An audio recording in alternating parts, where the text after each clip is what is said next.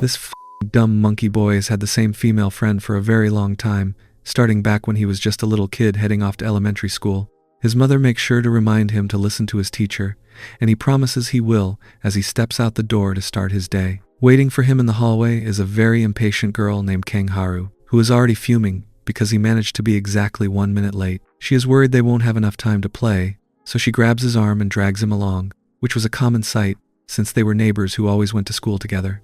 This routine does not change as they grow up, and they end up being in the same class for 6 straight years. Even as he transitions into middle school and heads out the door with a slightly more mature look, the habit of being by her side remains a constant part of his life. By the time they reach high school, things are much the same, though Haru seems to be getting a bit lazier. One morning, she shows up looking like a complete mess and yawning her head off because she stayed up all night playing League of Legends for a promotion match. He realizes she probably never spends any time studying, but she just tells him to mind his own business and focus on his own grades. Despite the constant bickering, they still spend their lunch breaks together, where Haru shamelessly steals the best parts of his meal while acting like she had no idea he was saving them for last. Even on the days when she is running late and he has to bang on her door to get her moving, they always end up walking to school side by side. Haru spends most of the walk complaining about how uncomfortable her necktie feels, or realizing that she completely forgot they even had homework to do. Since they are both equally terrible at math, they both decide to major in liberal arts, which leads to them spending another 3 years together in the same classes. While grabbing a bite to eat at a burger joint, he is horrified to find out that she is following him to the exact same university to study Chinese literature. He tells the little monkey to stop following him for once, but she insists he is the one following her and has been doing so since they were children. As they argue, they both get distracted by the beautiful snow starting to fall outside, marking the end of another chapter in their long history. Their intense and somewhat exhausting relationship carries on well into big boyhood. While working a shift at a convenience store, he goes about his business scanning items for customers until his phone starts vibrating in his pocket, signaling that his longtime headache of a friend is likely reaching out to him once again. Checking his phone, our boy sees a text from Haru, who is busy making fun of him for having to work on Christmas. When he asks what she is up to, this dumb girl claims she is going to have a party with her friends, so he shoots back a reminder that she also does not have a date, and at least he is getting paid. He realizes he is already almost 22 and worries he will just end up watching a movie at home alone again. This triggers a memory of a weird promise they made back in high school while sitting on the swings at a playground during sunset. Haru had suggested that if neither of them ended up in a relationship by the time they turned 22, they should just go out with each other. He had wondered why he would ever do that, but Haru insisted they could just help each other out, teasing him about whether he lacked the confidence to find someone else.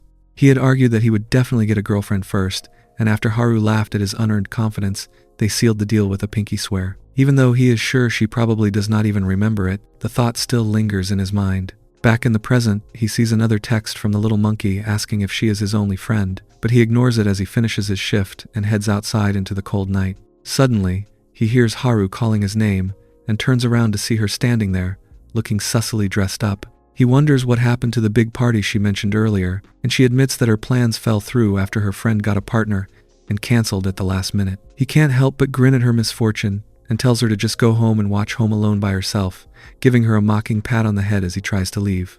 Just as he starts to walk away, Haru blushes and grabs onto his jacket, stopping him in his tracks. She asks if he will spend Christmas Eve with her, and although he initially wonders why on earth he would do that, she explains that it would be a waste of a good outfit to just go home. She tells him that being together is better than being alone, and he realizes that he does not actually have anything better to do at his house anyway. He finally agrees to hang out, and a relieved Haru suggests going to a new place nearby to get some drinks. He stretches his arms and mentions that he would rather go to a room instead of a bar, but this dumb boy immediately realizes his wording makes it sound like he is suggesting a gym. As he enters a blushing panic, Haru clarifies that she actually already booked a party room that she can't get a refund for, and she thinks it would be a total waste to let it go to waste since she already spent the money. He finds himself contemplating how being alone in a party room with Haru is essentially the same situation he was panicking about just moments ago.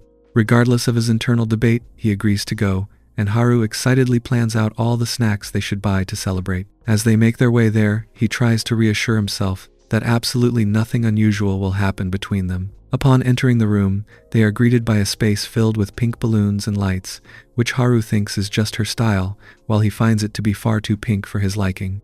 While looking around, Haru spots a small pink bag on the couch and wonders what could be inside. She calls him over to see her discovery, and he is horrified to find the little monkey holding up a spice packet and commenting on the sussy items the room provides. He frantically tells her to put it back where it belongs, but she is fascinated because she has never seen one before and wants to know what it looks like. He gets incredibly fidgety and tries to snatch it away, telling her she has no business being curious about such disgusting things. In the chaos of trying to grab the spice packet, he accidentally pins her against the wall, causing a sudden and awkward silence as they stand inches apart. He stammers as he tells her to just give it to him, and after yanking it away, he tries to play it cool despite being clearly flustered. Haru then announces she is going to quickly change into the outfit she had prepared for the party, leaving him to wonder why she would even bother. He starts to get a bit nervous, worrying that she might come out with something strange, but he tries to brush it off by reminding himself that this is just Haru he is talking about. When she finally steps out, she is wearing a very sussy red Santa-themed dress and reindeer antlers, which leaves him completely speechless. She notices it is a bit tight, but asks if he thinks it looks okay anyway. As he trembles in shock, he realizes that the outfit is far too proper for a simple friend to wear and struggles to process the situation. Haru leans in and tells him to stop mumbling and give her a straight answer, eventually grabbing his arm and looking him in the eye to see if he thinks she looks pretty. In the past, our protagonist never considered Haru as anything more than just a childhood friend.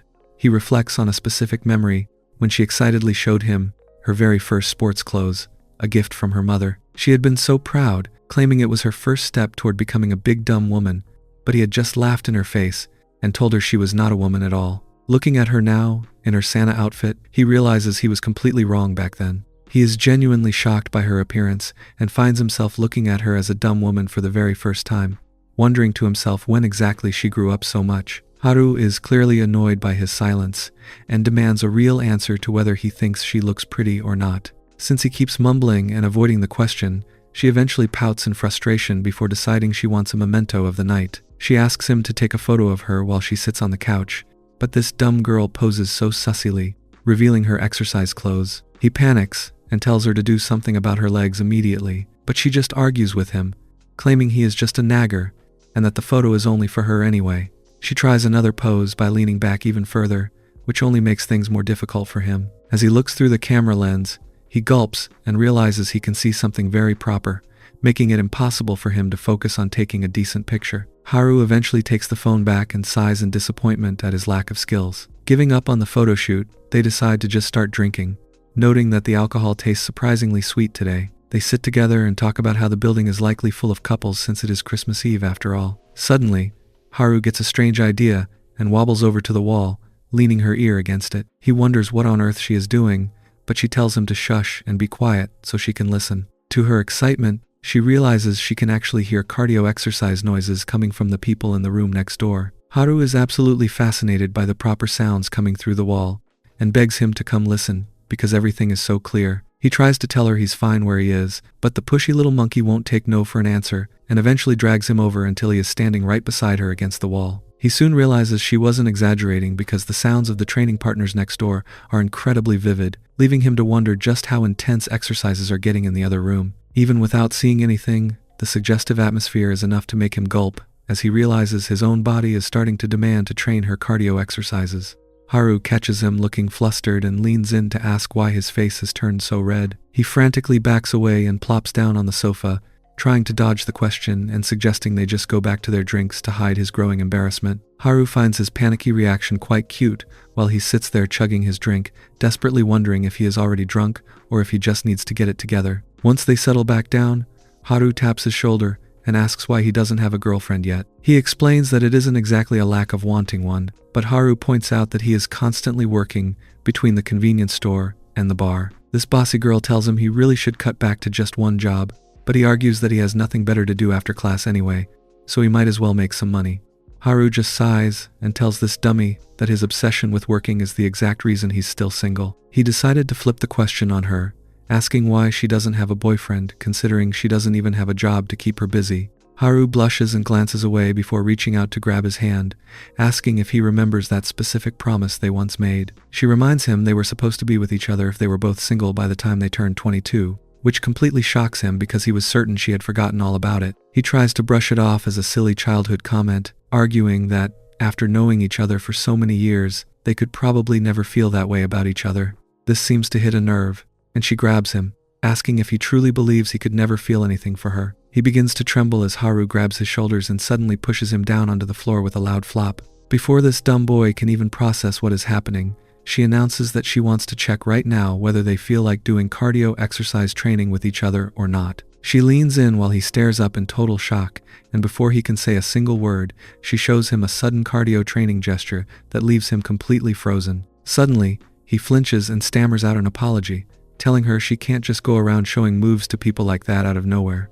As he sits there, he reflects on how completely ridiculous his life has become. While looking down at her, she just stares back at him with a deep blush, leading this dummy to realize that the situation is far more complicated than he thought.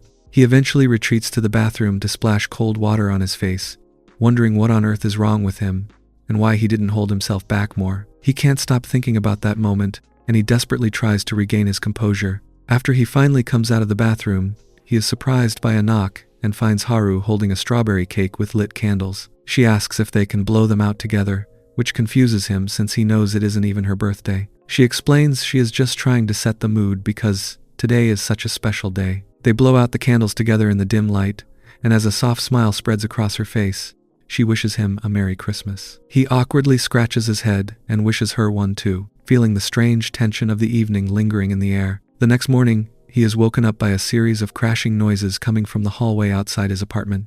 When he opens the door to investigate, he finds a huffing and puffing Haru, struggling to carry a massive cardboard box. He asks the little monkey what she is doing there, and she casually announces that she has officially moved in next door. He is completely caught off guard because he was sure she was living in the university dorms, but she admits she didn't get in this time around. She decides that since she has to live on her own, there is nothing better than living next to her trusty friend. She hands him a box to carry as if it were the most natural thing in the world, and flashes a bright smile, telling him how much she is looking forward to being neighbors with him again. Our boy Jianwoo lets out a heavy sigh as he trudges along with another heavy box, lamenting the fact that he has somehow ended up as neighbors with Haru once again. He tries to convince himself that it is really not that big of a deal, but his resolve weakens the moment he steps through the door. Waiting for him inside is Haru, who is busy wiping down the floors while humming to herself in a very distracting position. He finds himself staring in a complete trance, his heart thumping against his chest as he watches the little monkey work. He quickly realizes that this is actually a very big deal, especially considering the sussy events that took place between them just the night before. Trying to snap out of it, he calls out her name, which makes the dumb girl look back with a clueless expression as if she has no idea why he is so worked up. He tells her that she will never finish cleaning at her slow pace and mentions that since he has a push-rod mop, he will just take over and do it for her. Haru seems thrilled by the offer and teases him for not mentioning it sooner, which only makes him more annoyed. He tells the little monkey to just stay out of that position and get out of the way, though he can't help but steal another glance as she happily leaves the rest of the work to him. As he goes about mopping the floor, Jianwoo wonders if he is the only one who feels completely on edge right now. He finds it impossible to believe that she could have already forgotten everything that happened last night and starts to suspect that this bossy girl is just pretending like nothing occurred on purpose. He decides that if she is going to act like it was just a mistake, then he should probably just try his best to forget about it too. While he focuses on his work, Haru catches herself gulping and blushing as she looks away, but our oblivious boy just keeps huffing and puffing through his chores until the job is finally done. By the time the sun begins to set and the apartment is finally clean, Haru is so exhausted that she just plops herself down on the sofa with a loud thud. Jianwoo takes a moment to rest on the floor and check his phone, but he soon notices the little monkey looking at him with a sussy grin. She calls out his name and has the nerve to ask him for a leg massage, which leaves him wondering why on earth he isn't the one getting a massage after doing all the heavy lifting. He argues that she should be the one helping him out for a change, but she just starts kicking her legs and begging him until he eventually gives in with a tired sigh. He realizes there is simply no winning with this girl and reaches out to start rubbing her legs, which she admits feels incredibly nice. However, his hands and eyes begin to betray him as his gaze starts drifting toward her proper assets, forcing him to tell himself to get it together and focus on the task at hand. Jianwoo continues with the leg massage, but things take a very sussy turn when Haru starts making some good singing noises. As he focuses on her feet and applies pressure, the little monkey starts singing in a way that makes his heart race and his head spin. He wonders if he has accidentally found one of her cardio weaknesses as she fidgets and blushes on the sofa, looking completely lost in the moment. Haru insists that he should just keep going, wearing a face that he finds far too sussy for a simple childhood friend. The situation starts to weigh heavily on him, as he realizes that even though they are supposed to be just friends, she is being way too dumb with him right now. This dumb boy begins to worry that she doesn't see him as a big person at all, which causes him to grit his teeth and accidentally apply way too much pressure to her foot. The poor girl lets out a pained cry and starts to sniffle, asking why he can't just be a little more gentle with her for once. In that moment, something inside Jianwoo seems to snap as he looks at her, and he realizes that his own perspective of her has shifted into something far more proper and intense. Before the tension can reach a breaking point, Haru loses her patience and delivers a sharp kick right to his face, telling him to take it easy as he goes flying back. Our boy eventually collects himself and awkwardly mentions that he needs to head out for his shift at the pub now. As he steps out of her apartment, he can't stop blushing and feels like a total disgrace, convinced that Haru must think he is the worst kind of person after what just happened. While working his shift at the pub and distractedly mopping the floors, he remains stuck in his own head, still reeling from the sussy events of the afternoon. He is suddenly snapped out of his trance when a pink-haired girl named Dabin sneaks up behind him and wraps him in a surprise back hug. She calls out to her favorite oppa and wonders why he didn't answer her the first time, pouting because he seems so distracted. As she clings to him, Dabin notes his strange behavior and tells him he better not be thinking about another woman while she is right there with him. Jianwoo is caught completely off guard by Dabin's sudden entrance, causing him to stutter as he wonders why she is always so sharp with her teasing. Dabin just giggles and tells him she was only messing with him, noting how cute his reaction is. She reminds him to stop daydreaming and help her get the place ready for opening, and Jianwoo quickly apologizes as he tries to focus. They share an enthusiastic high five and decide to work hard for the rest of the night, leading to a very busy shift where the pub is packed with customers. In the middle of the rush, Jianwoo hears a loud scream coming from the women's restroom and rushes over to find a distressed Dabin. He is horrified to discover that someone made a disgusting mess and didn't even bother to flush the toilet. Dabin is practically in tears as she wonders how she is ever supposed to clean such a thing, but Jianwoo tells her not to cry and promises to take care of it himself. This silly girl is so relieved and grateful that she pulls him into a very intense hug, leaving Jianwoo a bit dazed as she tells him he is simply the best. He tells himself to just relax and focus on the work as he snaps on some pink rubber gloves to handle the situation. As the night goes on and the clock nears midnight, Jianwoo finds himself finishing up the last of the dishes. Dabin wobbles over to him looking completely drained and tells him what a great job he did today, though the poor girl is so dizzy that she can barely stand up straight. He watches this dumb girl sway back and forth with a goofy smile on her face, realizing that the long shift has clearly taken a toll on her and she is now a total mess. Jianwoo notices that Dabin is acting quite tipsy and asks if she has been accepting drinks from customers again. He reminds the silly girl that he specifically told her not to do that last time, but she just pouts and wonders how she is even supposed to reject a customer when they offer her something. She eventually asks him to just keep it a secret from the boss, and although Jianwoo lets out a tired sigh, he agrees that this is definitely the last time he is going to cover for her. Dabin is overjoyed by his promise and celebrates with a bright smile, though Jianwoo worries if she will even be able to make it home in her current state. This dumb girl suddenly clings to him and expresses how much she wants to spend some time with him today, holding his arm tightly and asking if he can take her home. Jianwoo enters a blushing panic as he feels her pressing against him, wondering why a simple request to walk her home sounds so sussy in his mind. He realizes that ever since his moments with Haru, his thoughts have become quite disgusting and difficult to control. Despite his internal conflict, Jianwoo eventually gives in and tells her that he will walk her home.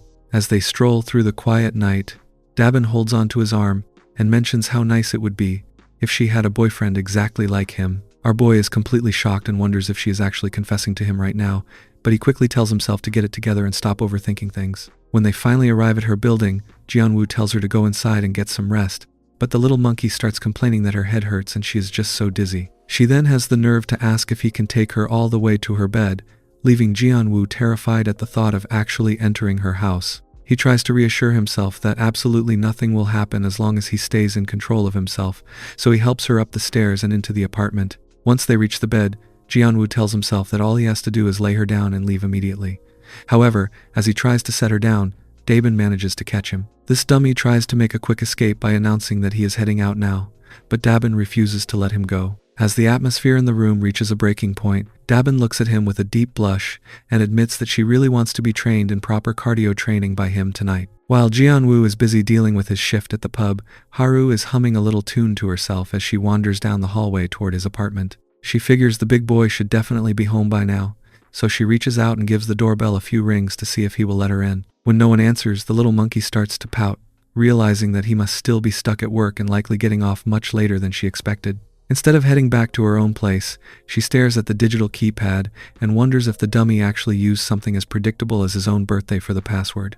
She decides to give it a shot, and to her genuine surprise, the door chimes and clicks open immediately. She can't help but think he really is a total idiot for being so easy to figure out as she steps inside and makes herself at home. After kicking off her slippers and heading into the main room, she notices that he keeps his place much cleaner than she would have ever guessed. As she walks through the dark studio with a bag of drinks in her hand, her gaze eventually drifts over toward his bed.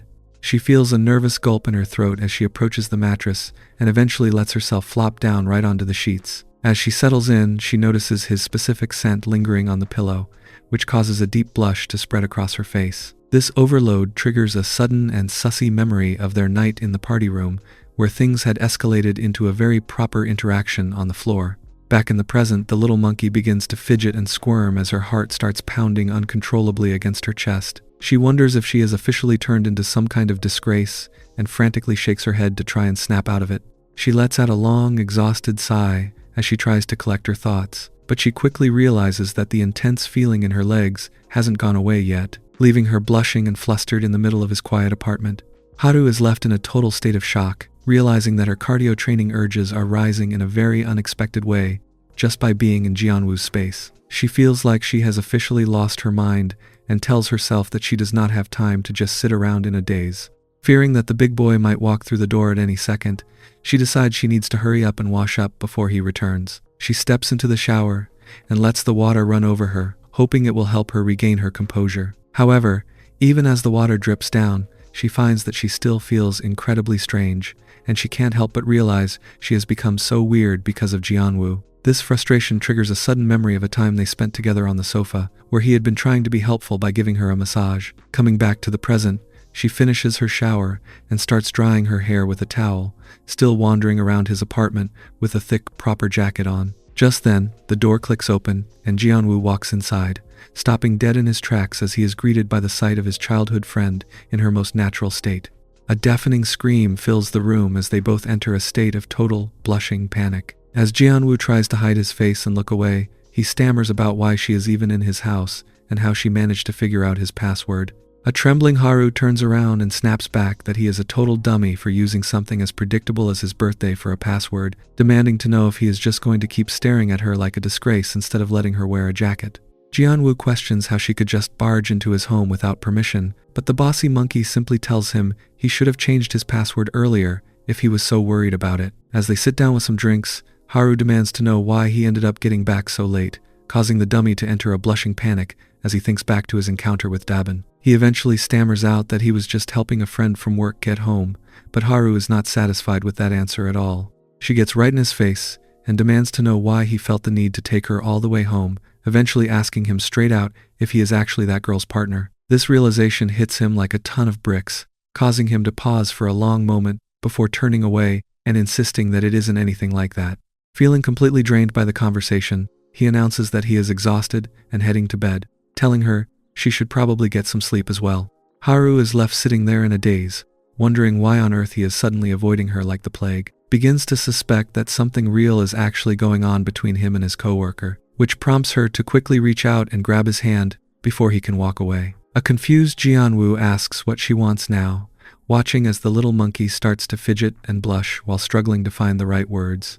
After a moment of silence, Haru finally loses her cool and blurts out a demand to stay in his room tonight. Jianwoo is absolutely horrified by the suggestion and asks her if she is a literal child, but she just pouts and claims she is far too scared to sleep by herself in her new place. She looks up at him with shimmering, desperate eyes and keeps begging until the big boy finally realizes he has no way of winning this argument. By the time the clock hits 11, they find themselves playing video games in the dark. As he stares at the ceiling and tries to ignore the thumping in his chest, Jianwoo realizes that he is definitely not going to be getting any sleep tonight. Morning arrives at the building, and Jianwoo is pulled from his sleep by the loud clanging of pots and pans coming from the kitchen. He groggily wonders what time it is as he sits up, only to be greeted by a cheerful Haru wearing an apron and telling him to come eat now that he is finally awake. As the dummy remembers their cardio exercise training night together, he gives a hesitant answer and heads toward the table, noting that the whole place smells like kimchi stew. The bossy little monkey scolds him for having nothing but kimchi in his fridge, leading Jianwoo to admit that he never actually cooks for himself anyway.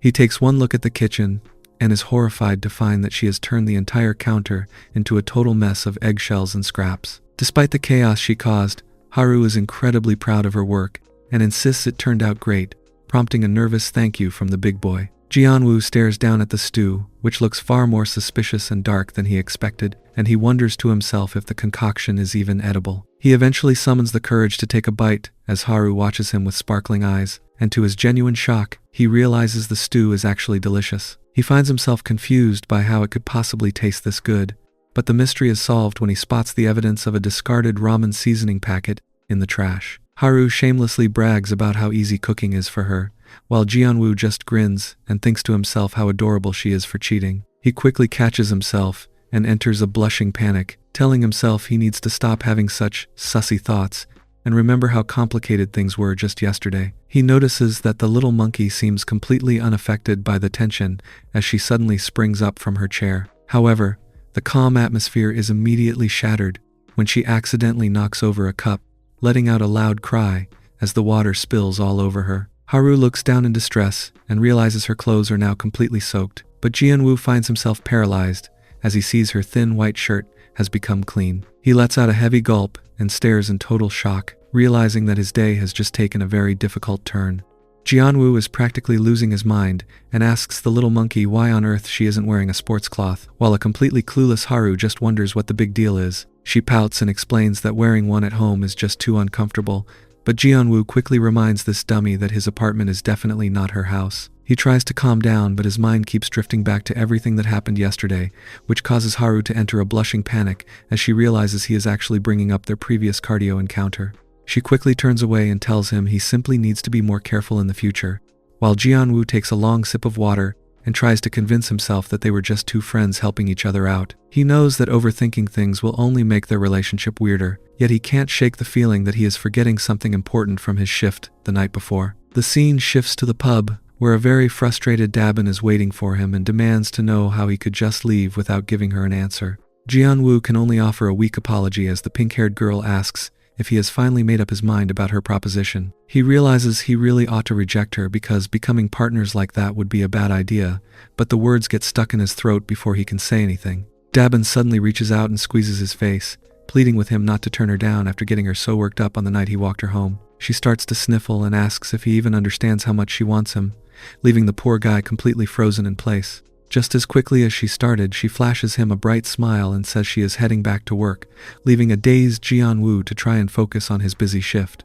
As the pub fills up with customers, the door chime rings and Jianwoo gives his standard welcome, only to flinch in total shock when he sees who just walked in. Standing there is Haru, looking surprisingly dressed up in a black top and an incredible skirt that makes him wonder why she chose such an improper outfit when it is so chilly outside. He demands to know what she is doing there, but she just casually mentions that she came to have a drink like anyone else. Jianwoo can't help but steal a few glances at her as he leads the way to a table, eventually realizing that despite how much of a headache she can be, his childhood friend actually looks very pretty tonight. Haru enthusiastically tells her friend that she plans on getting completely trashed today, while in the background, Dabin shudders with a dark aura as she crumples a rag in her hands. Jianwoo is busy grabbing snacks when the pink-haired girl suddenly taps his shoulder, looking like a ghost as she asks who exactly that new customer is. The dummy enters a blushing flinch and tries to play it cool by saying she's just a friend, but Dabin is not buying it as she grabs a tray of drinks and decides she will be the one to serve them. Dabin approaches the table with a bright but suspicious smile, announcing that she will be helping them today and asking to take their order. Haru gives her a sharp glare and realizes that this must be the girl Jianwoo mentioned earlier, so the little monkey asks if they can just call Jianwoo over instead. Dabin calmly explains that Jianwoo is far too busy at the moment and offers her own help again, leading to an incredibly tense exchange of forced smiles and fake apologies. They eventually decide to order the spicy seafood soup, while Haru's friend tells them both to settle down because the atmosphere has become far too intense. Jianwoo watches the disaster from the counter and sighs, wishing they would just finish up and leave. As the night drags on to nearly 2 a.m, the last few customers pay their bills and head out into the cold. Dabin is busy mopping the floors, but her eyes are fixed on Jianwoo as she wonders why the other girl is staring at him so intensely. Haru finally walks up to the counter and mentions that he is almost done with his shift, suggesting that they should head home together since they are neighbors. Jianwoo starts to agree, but the jealous coworker stomps over and interrupts them to remind him that he already promised to take her home tonight. This dumb girl is not going to let him go that easily, but Haru is just as stubborn and pulls him, announcing that she and Jianwoo actually have some very important things to take care of together tonight. Dabin is clearly not happy and demands to know if Haru's claim about their plans together is actually true. The big boy enters a cold sweat as he glances at his childhood friend, realizing that his life is basically over if he dares to say no to her right now. He eventually turns to Dabin and offers a clumsy apology, telling the pink-haired girl that he won't be able to take her home after all. A frustrated Dabin realizes there is no point in arguing and decides she will just head home on her own. Haru tries to act helpful by offering her some money for a taxi, but this girl isn't interested in her charity and insists she has plenty of her own money to get home. They share a very forced goodbye while staring each other down, and as Dabin finally walks out the door, Haru can't help but give her one last glare. Outside in the cold, a lonely Dabin checks her phone and wonders who that bossy girl could possibly be and why she was acting so superior. As they walk back to their building, Haru asks if that was the same coworker he mentioned yesterday, and Jianwoo mumbles a confirmation. This seems to trigger the little monkey, who suddenly stops and calls him a total idiot for believing that a girl like that actually likes him. She insists that he is just being used like a total dummy, pointedly noting how his coworker made him do all the dirty work while she simply sat back and watched. Jianwoo doesn't see the big deal and figures he was just helping out a teammate, but Haru finds his oblivious behavior incredibly frustrating to witness. They end up in a shouting match in the middle of the street, trading insults and calling each other dumb until Jianwoo points out that his grades were actually better than hers. Haru eventually storms off toward the apartment, leaving the dummy to catch up. Back in the quiet of his room, Jianwoo finds it impossible to fall asleep as his mind drifts back to the sussy sight of Haru in her soaked thick jacket earlier that day. He realizes that spending so much time around this little monkey is starting to take a serious toll on his focus. Just as he is about to head inside his door, Haru calls out his name one last time. She catches his eye and wishes him sweet dreams with a small blush, leaving the big boy alone to deal with his racing thoughts for the rest of the night. Jianwoo thanks her and wishes her the same, but as he lies in bed, he finds himself realizing that he was actually expecting something more. He feels a strange sense of emptiness and wonders why he is even thinking this way, since he lived just fine without that little monkey around until now. He suddenly springs up from his bed, realizing that he is demanding attention, and decides he needs to take care of things himself so he can finally get some rest. He settles in front of his laptop to watch some cardio training videos to clear his head, but his concentration is broken by the sudden sound of his doorbell. He flinches in a total panic, wondering who on earth would be visiting him at such an ungodly hour. He cautiously opens the door and is greeted by a very flustered Haru, who is standing there in her tank top and shorts. Jianwoo asks what she could possibly want right now, but Haru is the one who is actually fuming. This bossy girl tells him she can't sleep because he is being so incredibly loud and points out that everyone can hear the training content he is watching. The big boy enters a massive blushing panic as he realizes just how thin the walls are in this place, offering a frantic apology and promising to turn the volume down immediately. As he tries to retreat back into his room, Haru stops him and demands to know how he plans to make up for waking her up from her sleep. Jianwoo gets incredibly fidgety and starts to sweat, wondering if he is officially crazy for even thinking that she might want something from him. Even though he knows he is being a total dummy, he eventually finds himself asking the girl if she just wants to come in and watch it with him. As Haru steps through the doorway and into the room, Jianwoo realizes he is clearly nuts for letting this happen. Haru is absolutely stunned by the suggestion to watch cardio training content together, but Jianwoo just awkwardly nods and confirms that is exactly what he meant. As the little monkey steps further into the room, she finds herself wondering if the dummy has officially lost his mind for suggesting something so sussy. Jianwoo enters a cold sweat as he watches her, questioning his own sanity and worrying that he might be making a massive mistake by letting her stay. The atmosphere in the room becomes incredibly thick, as Haru wonders if he is doing this because he actually likes her, while Jianwoo is busy being frustrated by the thought that she might not even see him as a real person. He realizes that his pride is on the line and decides he needs to prove himself, eventually suggesting a very sussy wager where the first person to reach exhaustion has to grant the other a wish. Haru is taken aback by the sudden challenge but eventually gives in, telling the dumb boy that he better not even think about changing his mind once she wins. The scene shifts as their clothes end up in a messy pile on the floor, and a very nervous Jianwoo settles onto the exercise pit. He watches as the little monkey stands there in a daze and asks her if she is actually scared to do cardio training as in the video. Haru flinches in a blushing panic and insists that she isn't scared at all, before finally climbing onto the pit and asking if she is doing everything correctly. Jianwoo tries to keep his composure as the reality of the situation finally begins to set in. Later, Jianwoo is just trying to check his messages when he sees a text from Dabin, who is already planning their next outing by offering to buy him drinks the following day. This immediately triggers a growling response from Haru, who is standing right there in a very distracting state and demanding to know if this is the girl he works with. Jianwoo can only fidget in a blushing panic while the little monkey huffs in frustration, deciding that she simply cannot let this situation continue any longer. As she glares at him with a look of pure determination, she suddenly drops a bombshell by announcing that she wants to work at the pub as well, leaving Jianwoo absolutely speechless and trembling in shock. The scene shifts to the pub where Dabin is greeted by the sight of her new rival, leading to an atmosphere so tense that they both look like hissing cats ready to pounce on each other. Dabin tries to act like she's in charge and claims they don't need any extra help, but a smug Haru points out that the boss was actually looking for more employees and wonders if Dabin is just feeling nervous about her being there. She warns Dabin to stop making Jianwoo do all the difficult chores, which only makes the pink-haired girl growl in annoyance as the two begin a silent battle of glares. Jianwoo tries to step in and remind them that they need to get ready to open the shop, but they both immediately shout at him to stay out of it and stay put. They eventually turn away from each other with a huff, trading insults about being a boomer and a little girl as they head inside to start their shift under a beautiful sunset.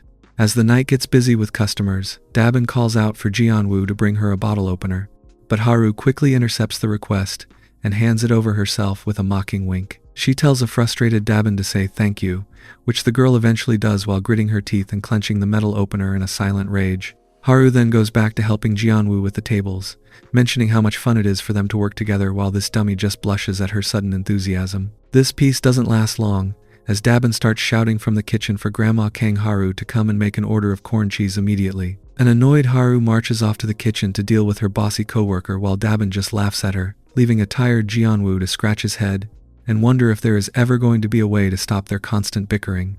By the time the shift ends and the pub is empty, Haru is so exhausted that she just collapses onto a table with a heavy sigh. However, she quickly springs back into action the moment she hears Dabin inviting Jianwoo out for drinks yet again. Dabin clings to his arm and tries to squeeze her way into his plans, but a dark aura surrounds Haru as she steps in and demands to know why this girl keeps inviting him out. When a defensive Dabin asks if Haru is actually his girlfriend or something, a blushing Haru flinches and stammers out that she just really likes drinking too and insists that they should bring her along. Dabin dismisses Haru's presence with a smug smile while clinging to Jianwoo's arm, causing the little monkey to tremble and clench her teeth in absolute fury. Haru isn't about to back down though and suddenly leans in to grab Dabin, insisting that they all have to go out and celebrate her first day on the job. This results in a very awkward three-way walk, where Jianwoo can only offer a nervous laugh as he is sandwiched between his childhood friend and his competitive coworker. Haru turns her attention to the big boy with sparkling eyes, asking him to confirm that he will indeed celebrate with her, and Jianwoo's easy agreement sends Dabin into a jealous tailspin.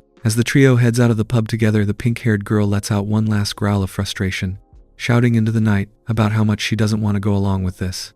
The scene shifts to an apartment where the snacks are out and the drinks are flowing, but the competitive atmosphere hasn't changed one bit. Haru starts things off by bragging about how she is the only one who knows how cute Jianwoo was when they were little kids, but Dabin quickly shuts her down by claiming that the past is irrelevant and only the present matters. This hits a nerve with Haru, who argues that her long history with him is a huge advantage, only for Dabin to remind her that despite all those years, they are still just friends. Jianwoo sits quietly in the middle of this headache, taking long sips of his drink and realizing he probably should have just left them both and headed home hours ago.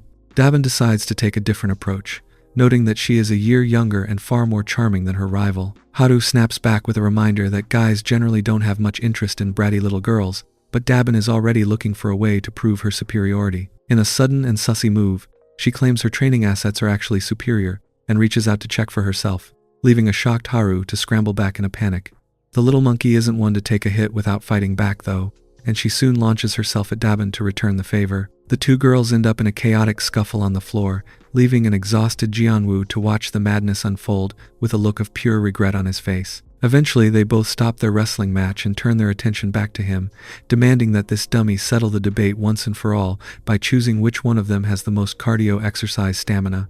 Jianwoo is completely thrown off by the request to judge which girl has the most stamina and shouts about why on earth they would ask him to check something like that. He insists he cannot do it, but a determined Dabin points out that he is the only other person in the room who can perform the check. She reaches out and grabs his hand, prompting an immediate flinch from the big boy. Haru watches in a jealous shock as Dabin encourages him to come on, but the little monkey cannot let her rival get the upper hand for long. She decides she wants in on the action too and grabs his other arm, leading to a ridiculous tug-of-war where both girls demand he check them as well. They start bickering about who is copying whom while Jianwoo tries to beg them to stop fighting. Haru gives him a terrifying glare and warns him that he is a dead man if he does not say the right name, forcing the dummy to realize he has no choice but to give in. He decides he will just touch them briefly to get it over with, though his ears turn beet red in the process. Dabin tells him not to be shy and to really get in there, guiding his hand as he finally makes the right move. He moves from one girl to the other to check their stamina while Haru watches with a stunned expression, leaving Jianwoo stuck in a state of total, blushing panic. He finds himself in an impossible situation where he does not even know what to do, desperately gulping as he tries to compare the two.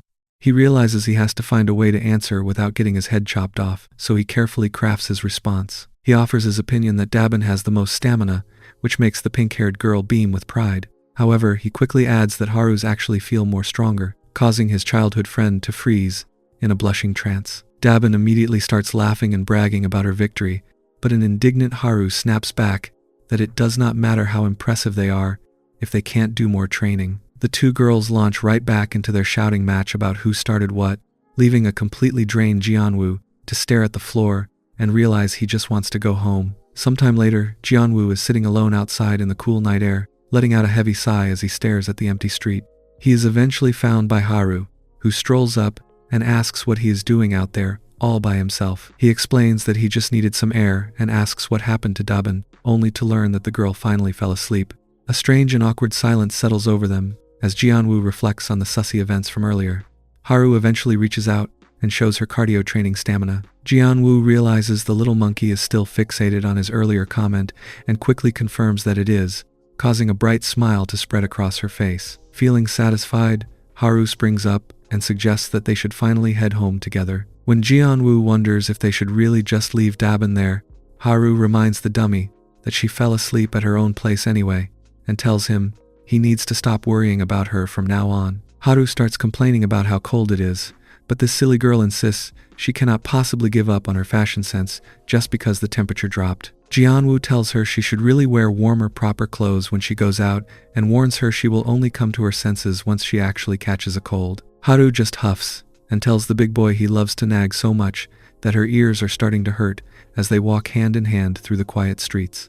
They both stop to look up at the night sky, admiring how pretty everything looks tonight. Jianwoo mentions that he remembers her constantly talking about wanting her own star when they were children, leaving Haru surprised that he would even remember something like that from so long ago. Jianwoo just grins at her reaction, prompting the little monkey to suddenly ask if he can give her a piggyback ride. He pauses and wonders if she even realizes how much she weighs, but Haru argues that she just wants to be a little bit closer to the stars. She clings to his arm and begs this dummy to let her be a kid just for today, eventually wearing him down until he finally gives in with a tired sigh.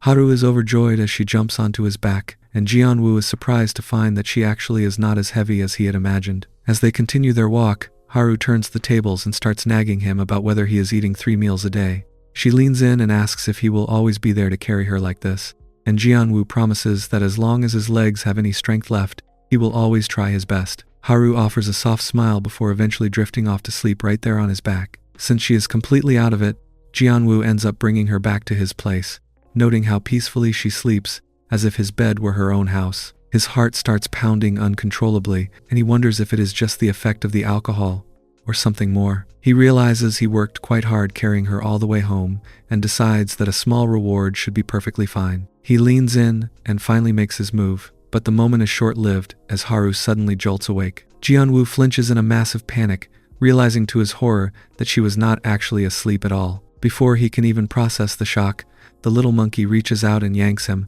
leaving the big boy completely at her mercy.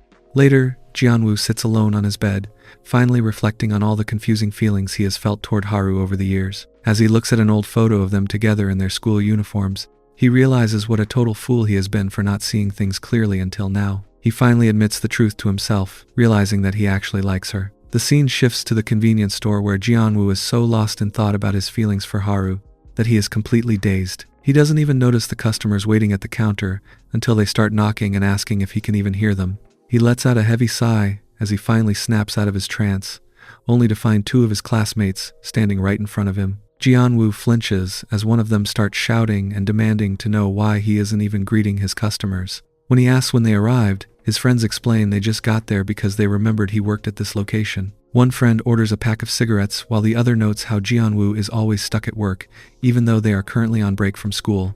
They complain about having nothing to do and start chatting about whether he applied for the university dorms. While his blonde friend mentions that he did apply, the other friend notes that living alone probably wouldn't work out anyway. This triggers a memory for Jianwoo about the day Haru moved in next door. He remembers his own shock when she showed up, explaining that she was moving in because she didn't get into the dorms this time around. Back in the present, this dummy wonders if she might have actually been lying about being rejected just to be near him. His blonde friend interrupts his thoughts by asking what time he gets off work and suggesting they go grab some pork cutlets together. Jianwoo realizes he will be done in about 2 hours, so his friends decide to go wait for him at a nearby PC cafe until he finishes his shift. Once he is finally free, Jianwoo heads to the restaurant, but he is stopped in his tracks when a very familiar pink-haired girl calls out his name.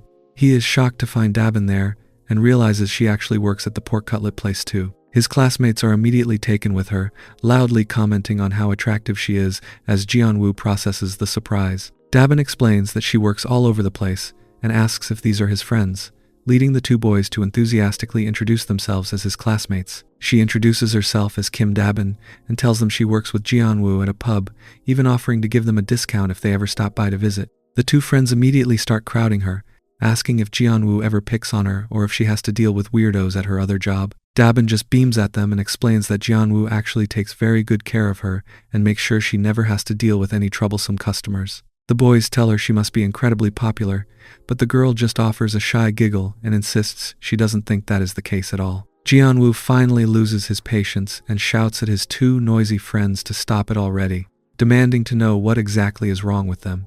They aren't even ashamed as they shamelessly admit to this dummy that they are simply incredibly jealous of his situation. Dabin watches the three of them from a distance, thinking to herself how cute the big boy and his friends are acting. After they finish their food, Dabin surprises everyone by using her phone to pay for the entire meal herself. Jianwoo and his classmates are completely caught off guard, wondering why on earth she would pay for all of them when it should have been their treat. Dabin just offers a bright, sparkling smile and explains that since Jianwoo always takes such good care of her, she wanted to treat him for once. Jianwoo tells her she really didn't have to do that but offers a nervous thank you, promising the girl that he will be the one to treat her next time. Dabin tells them she is just happy they enjoyed the food and waves as they head out, reminding Jianwoo that she will see him tonight during their shift at the pub. As they walk away, his blonde friend can't help but note how lucky Jianwoo is to be treated by such a pretty girl just because he happened to make a good friend. His friends quickly go back to teasing him, insisting that Dabin clearly has the hots for him despite his protests. Jianwoo enters a blushing flinch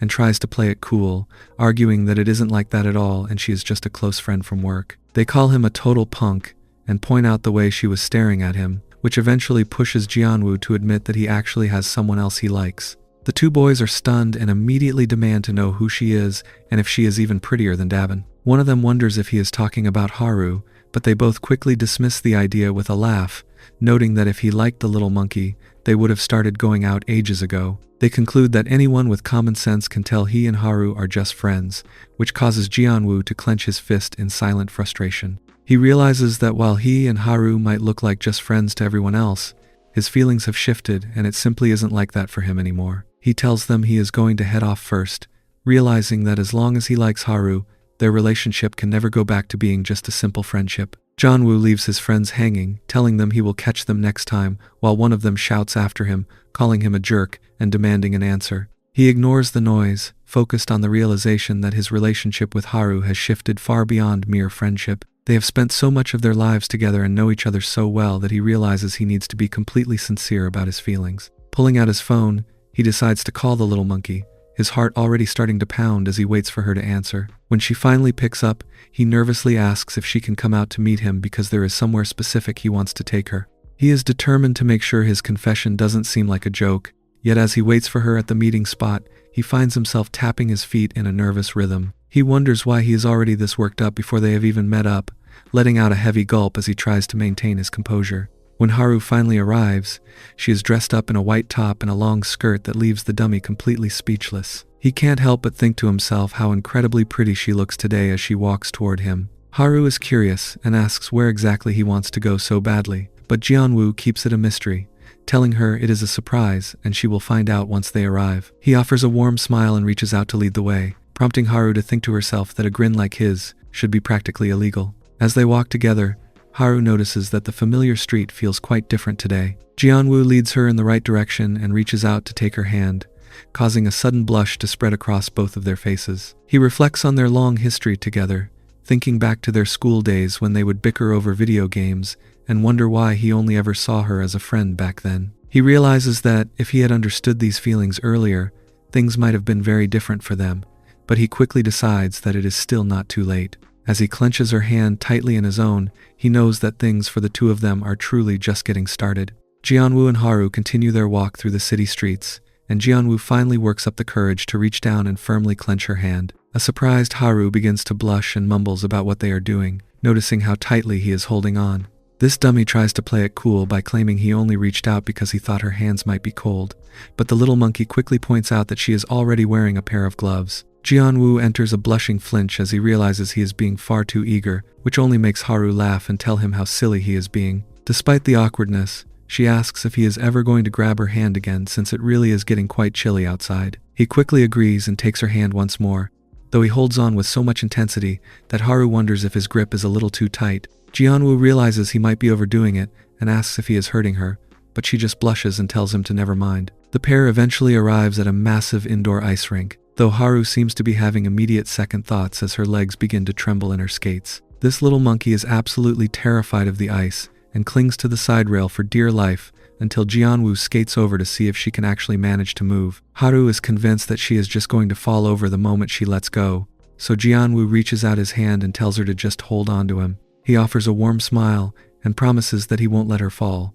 which causes Haru to blush as she finally reaches out to accept his help. They start off slowly, but Haru is still a total mess as she wobbles and flails her arms in a panic. Jianwoo remains patient and tells her she just needs to focus on moving her feet and taking her time. After a bit of practice, Haru starts to find her balance and excitedly mentions that she thinks she can finally do it on her own. Jianwoo asks if he should let go of her now, and after she gives him the okay, he watches this dummy successfully glide across the ice all by herself. Haru is so overjoyed by her success that she turns around to flash him a bright smile and a peace sign, shouting about how she actually did it. As Jianwoo watches her skate, he finds himself lost in thought, realizing that if Haru were officially his girlfriend, they could go on wonderful outings like this every single day. The mere thought of their future together makes his heart jump, but his daydreaming is suddenly interrupted when Haru's skates wobble once again. She lets out a loud scream as she loses her balance, causing a panicked Jianwoo to flinch and rush forward to try and catch her. They end up colliding and falling onto the ice with a massive wham, leaving Jianwoo flat on his back with a painful bump forming on his head. Haru sits up and asks if he is okay, and Jianwoo can only offer a dazed confirmation as he looks up at her. Sometime later, the two of them settle down to share a snack, and Jianwoo watches the little monkey happily munching away. He finds himself reflecting on their long history together, realizing that no matter if he was going through a happy or a difficult time, Haru has always been the one person who stayed right by his side. Jianwoo watches the little monkey happily munching on her snack, thinking to himself that she really does make everything look delicious. He realizes that he probably took her presence for granted in the past, but now he understands just how thankful he is that she was always there for him. Noticing a bit of sugar stuck on her hand, he points it out to her, and before this dummy can even react, he reaches out to wipe it away himself. He feels a sudden wave of sussiness and decides that he wants to be the person who gives her even more happiness from this moment forward. A bit later, they settle into their seats on a bus, where a very tired Haru complains that her whole body is aching from their time on the ice. Jianwoo realizes he might have asked her to do something a bit too difficult, but she quickly tells him that she actually had a ton of fun. She even admits that the whole experience felt like a real outing, which causes her to turn away in a blushing panic. Jianwoo watches her reflection in the window and realizes she is just being shy, which makes him even more determined to finally speak his mind. He clenches his hands and gulps, deciding that he should finally confess how he feels. He begins to tell her that he truly likes her and wants her to be his girlfriend instead of just a friend. But as he turns to look at her, he realizes that the dumb girl has already fallen asleep on his shoulder. He notes that she must be really exhausted, but he still wants to finish what he was saying. Looking at her peaceful face, he whispers that he likes her and hopes that one day she will finally know how he feels. The pair eventually arrives at the pub, only to find the boss looking incredibly worried as he waits for them. He mentions that he hasn't been able to get in touch with Dabin at all, which causes Jianwoo to enter a state of immediate concern. He remembers that this has actually happened before and realizes he needs to check on her right away. He and Haru dash over to her building and rush down the hallway until they finally reach her door. As they burst inside, they are greeted by the sight of broken glass and books scattered all over the floor. Jianwoo calls out for Dabin in a panic, and they both flinch when they see her sitting silently on the floor. She slowly turns to look at them, looking like a total mess with a cut on her lip and dark bruises covering her knees.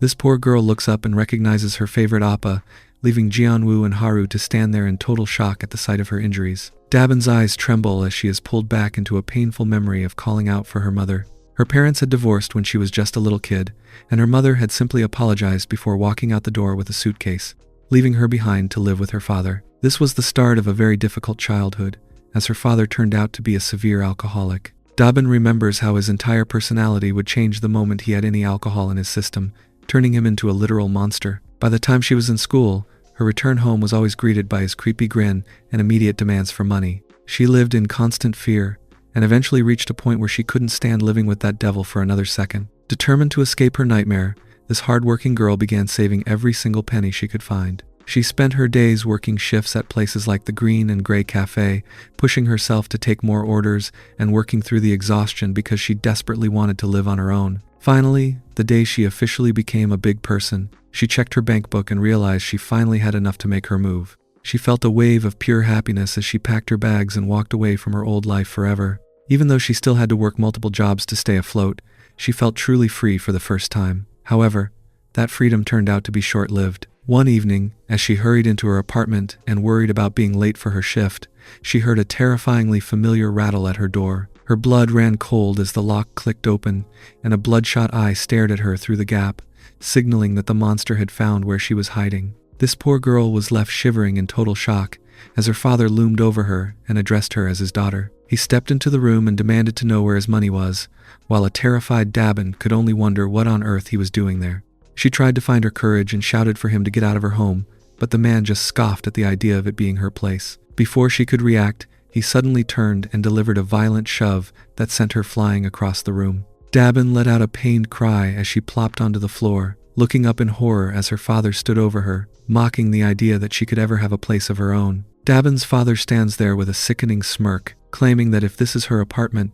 it must be his home too. This realization crushes the poor girl, who can only tremble in absolute terror as she feels like the devil has found her once again. She is completely lost and has no idea what to do, crying out that he will probably just follow her around for the rest of her life. While this dumb boy Jianwoo tries to find the right words to comfort her, Haru suddenly reaches out and grabs his arm, taking control of the situation. This bossy little monkey tells Dabin that she should come stay at her house instead, crouching down to offer her support.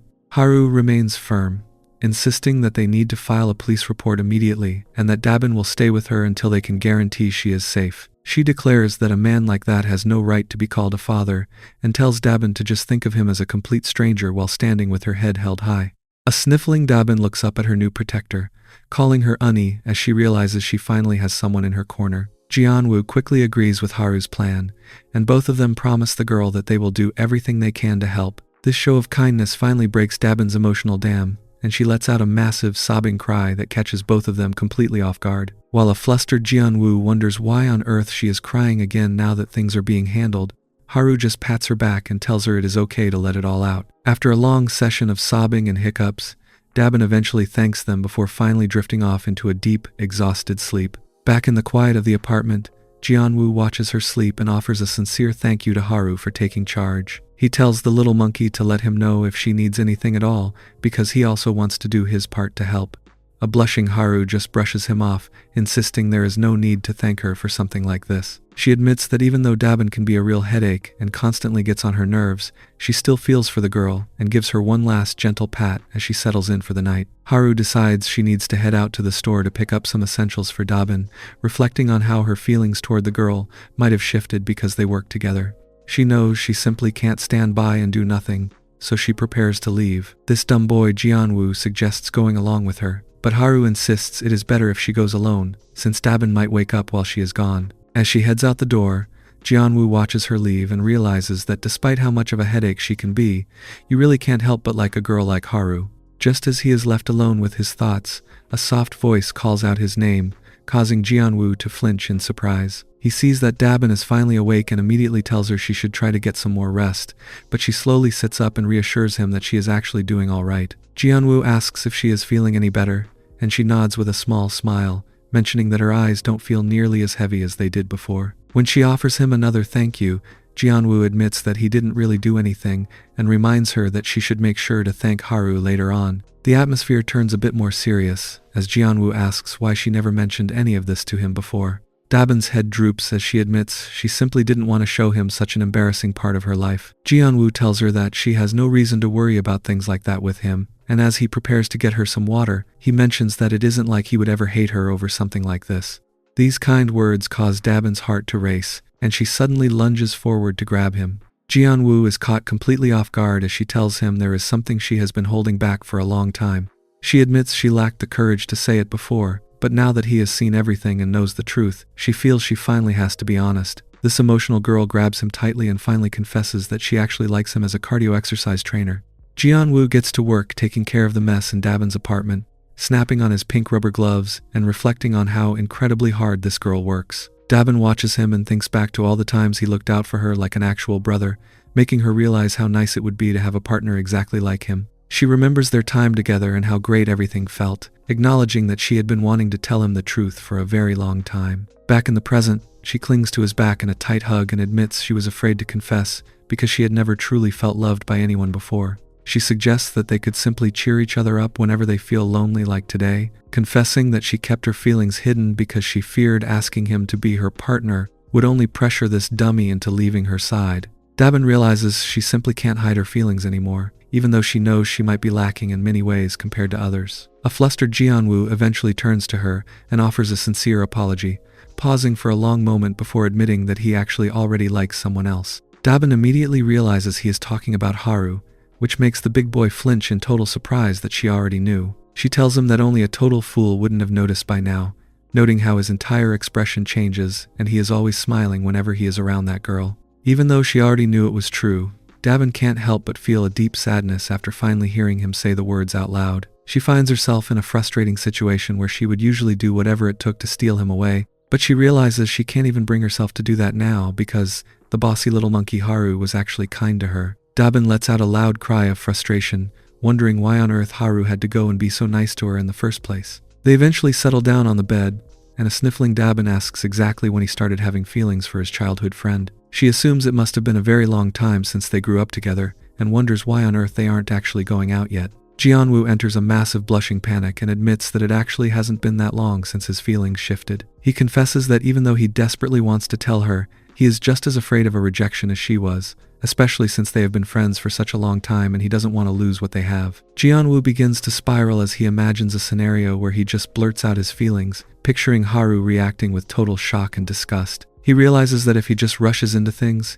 he might end up ruining their entire relationship, which leads to a mental image of the little monkey telling him to never call her ever again. He really does not want something like that to happen, leaving him clutching his head in frustration while Dabin watches this dummy struggle. He explains to Dabin that everything feels so complicated because of a specific promise he and Haru made when they were little children. He looks back on a memory of them sitting on the swings at sunset, where Haru had suggested they should just go out with each other if neither of them ended up in a relationship by the time they turned 22. They had even sealed the deal with a pinky swear, and since the new year is only one day away, Jianwoo realizes that his time is running out. He hopes that if he waits until the new year to confess, Haru might not be quite as shocked by the news.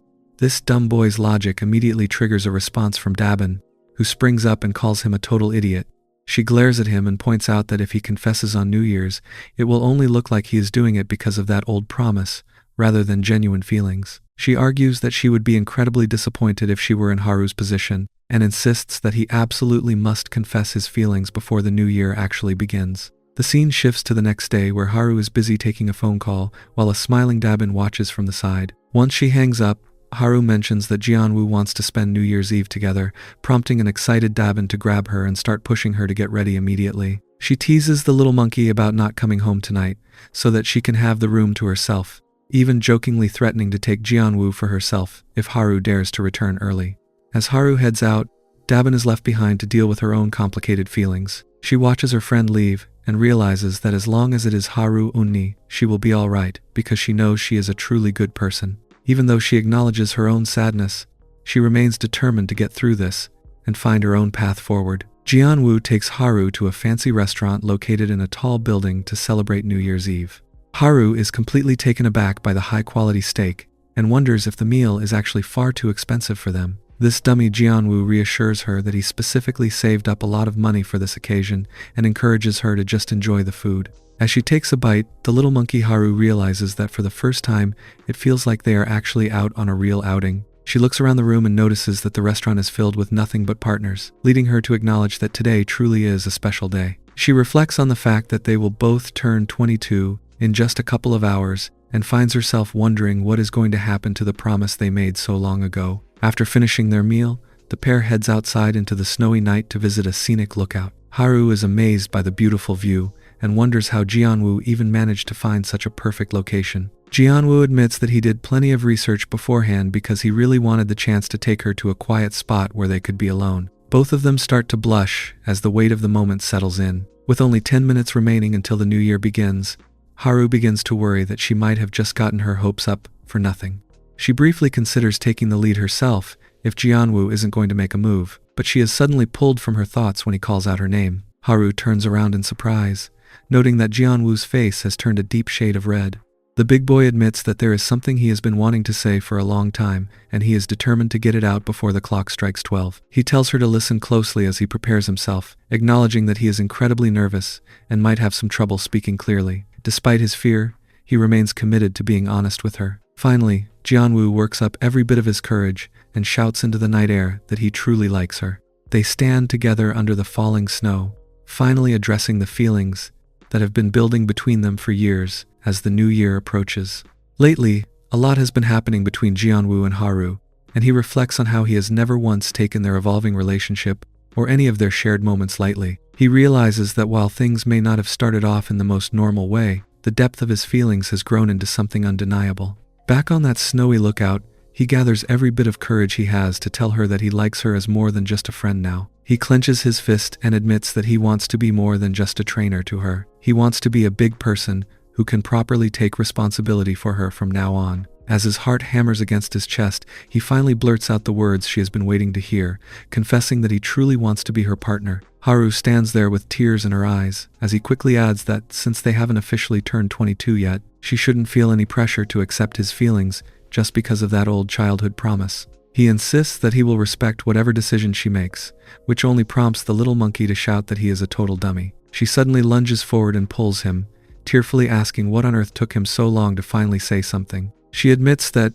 she had been waiting for him to speak up and was even planning on taking the lead and doing it herself one day if he had stayed silent much longer. Jianwoo is overjoyed to hear that she feels the same way, though he enters a slight flinch when she playfully calls him a fool for making her wait. As the clock finally strikes midnight, a massive display of fireworks lights up the skyline over the city, signaling the start of the new year. Amidst the colorful explosions and falling snow, they share a deep look in the sky, realizing that their long journey as friends has finally reached a new chapter. And just like that, the blurred lines between them disappear as they officially become cardio training partners. To celebrate their first day together, Jianwoo brings her to a very nice gym that leaves the little monkey completely impressed. She wonders when he even had the time to reserve such an expensive place on New Year's Day, but her curiosity quickly turns into playful teasing. She leans in and asks if he is expecting to have a very steamy and intense training night together, and when the big boy honestly admits that he is, she just laughs and calls him a total disgrace. Despite her sussy teasing,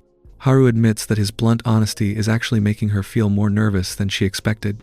She turns toward the bathroom to try and hide her blushing face, but her eyes light up when she sees the beautiful, sparkling bathtub inside. Deciding that a relaxing dip is exactly what she needs, she flashes a bright smile and announces that she wants to take a bath, leaving a flustered Jianwoo to watch as she starts to get ready to step into the water. While Haru is getting ready in the bathroom, she suddenly remembers the bag she brought along and realizes she almost forgot to check its contents. She thinks back to when she was leaving the apartment earlier that day, recalling how a smiling Dabin had stopped her to hand over a brown paper bag. Dabin had insisted that she take the special little gift meant for both her and Jianwoo, offering a sussy wink that left the little monkey feeling quite curious. Back in the present, Haru sits on a chair and reaches into the bag to satisfy her curiosity. As she rustles through the paper, she lets out a loud gasp of total shock, wondering what in the world Dabin was thinking when she picked out such a thing. Meanwhile, Jianwoo finishes his own shower and steps back into the main room, patting his head dry with a towel as he drips water onto the floor. He is surprised to find the room seemingly empty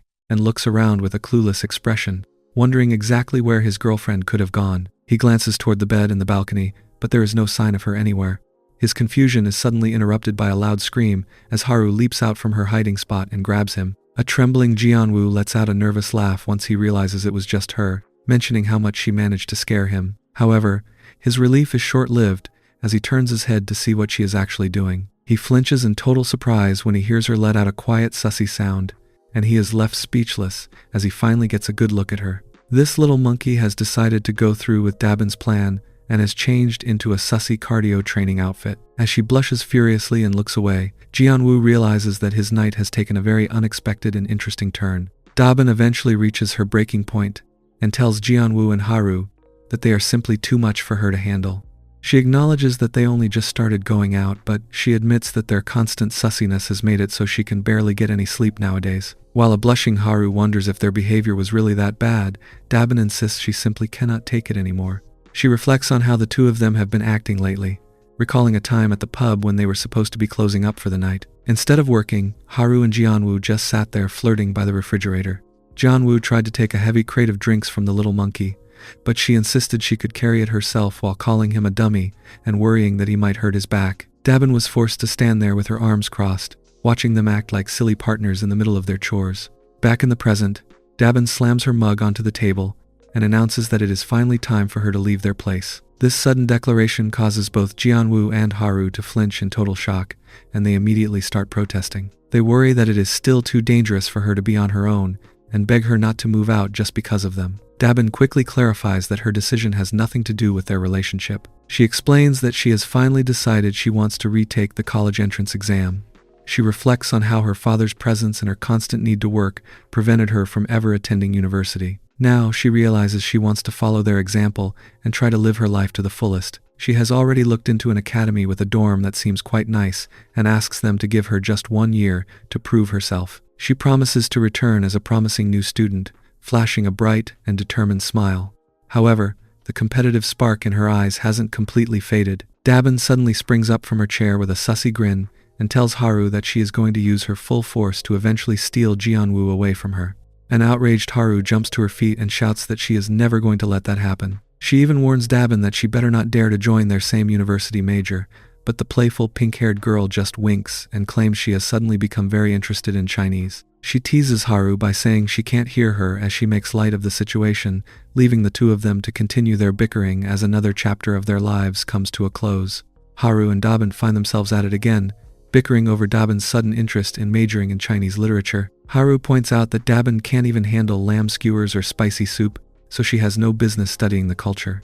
Dabin stubbornly claims she loves black bean noodles, but Haru quickly reminds the silly girl that those aren't even a real Chinese dish. Jianwoo just watches the chaos with a sigh, thinking that while it is the same old routine, there is actually a sense of relief in seeing them interact this way. He eventually has to step in as Haru starts squeezing the poor pink-haired girl, who cries out in pained protest while Haru scolds her for being disrespectful to her unnie.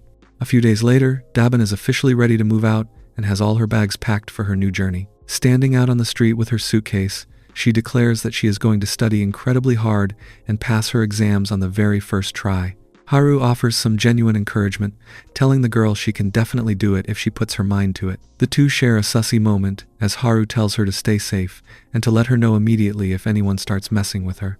A sniffling Dabin promises she will, and as she pulls away, she makes sure to tell Jianwoo that he better not dare forget about her. When the big boy starts to offer a polite response, Haru's jealousy flares up and she gives him a sharp glare, quickly telling Dabin to just get going already.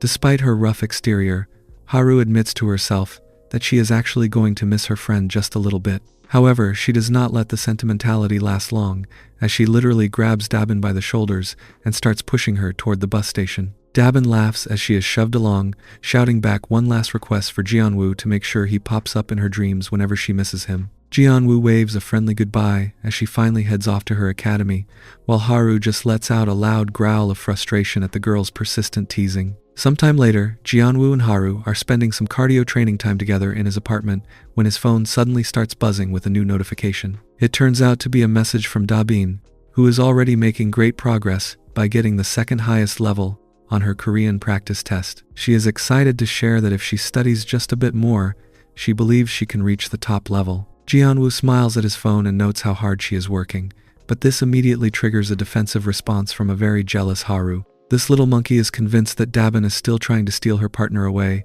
and demands that he promise to only ever have eyes for her. Jianwoo can't help but think how adorable she is when she gets this worked up, realizing that her possessiveness is just a sign of how much she cares. Their sussy moment is suddenly interrupted by the loud electronic beep of the front door lock being engaged. Jianwoo enters a state of total confusion as he hears the door thunk open, and a very familiar voice wonders out loud why on earth he would still be using his own birthday as a passcode. Before this dummy can even process what is happening, his mother walks right into the apartment holding a bag of groceries and cheerfully announces that mommy is finally here. Jianwoo and Haru are left in a state of total blushing shock as they realize their trainer-student relationship is about to be discovered by the last person they expected to see today. As Jianwoo and Haru stand there visibly flushed and out of breath, his mother steps into the room and immediately notices the sussy atmosphere. She greets Haru warmly, noting that it is a pleasant surprise to see her there. Jianwoo stammers as he tries to process the situation,